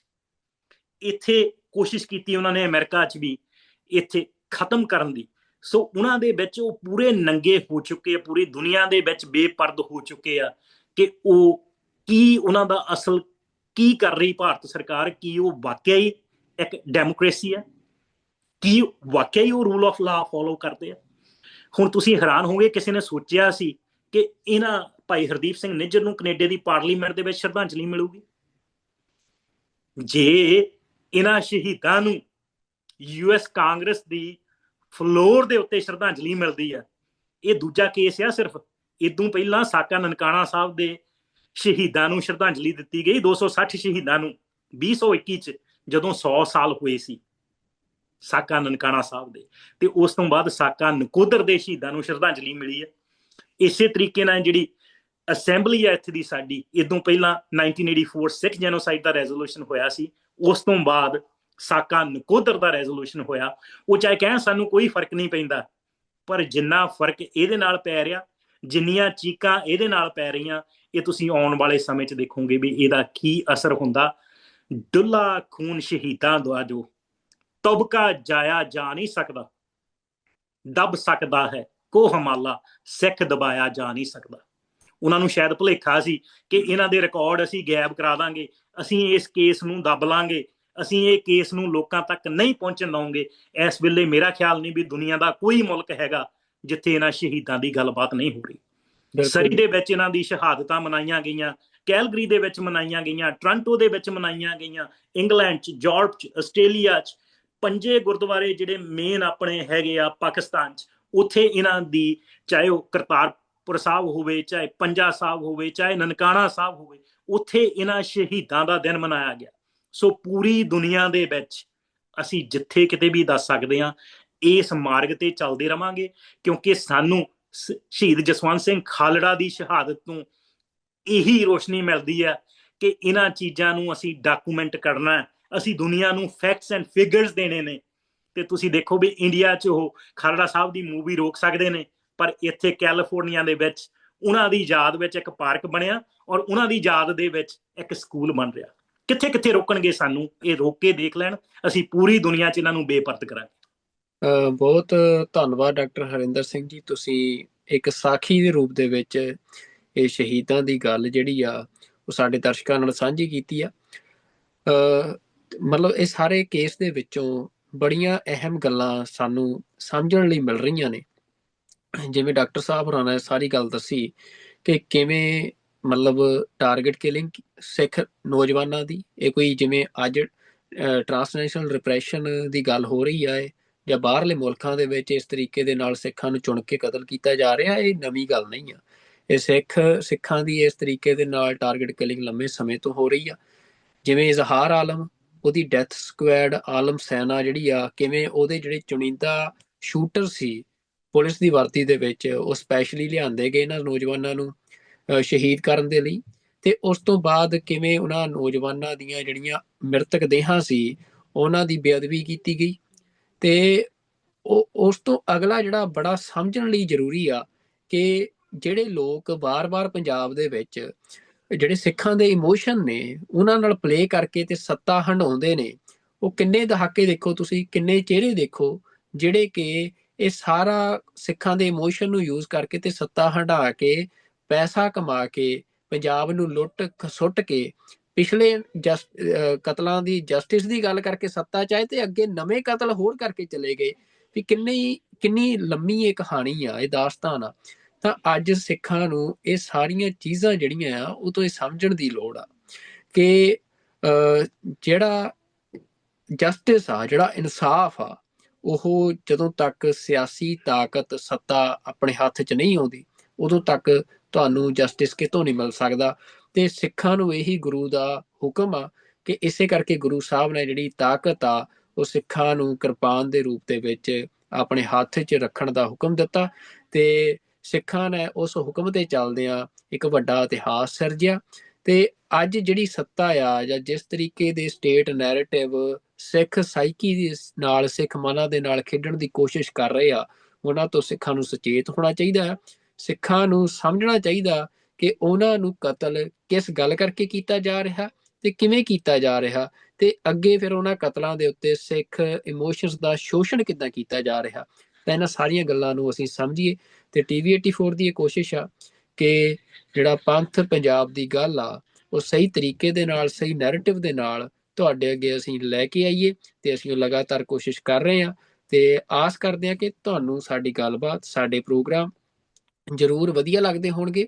ਤੁਸੀਂ ਵੱਡੀ ਗਿਣਤੀ 'ਚ ਇਹਨਾਂ ਨੂੰ ਦੇਖਦੇ ਵੀ ਹੋ, ਪਰ ਸਰਕਾਰ ਦੀਆਂ ਪਾਬੰਦੀਆਂ, ਸਰਕਾਰ ਦੇ ਹਮਲੇ ਜਿਹੜੇ ਆ ਉਹ ਲਗਾਤਾਰ TV 84 ਤੇ ਹੁੰਦੇ ਆਏ ਨੇ ਤੇ ਹੁਣ ਵੀ ਹੋ ਰਹੇ ਨੇ।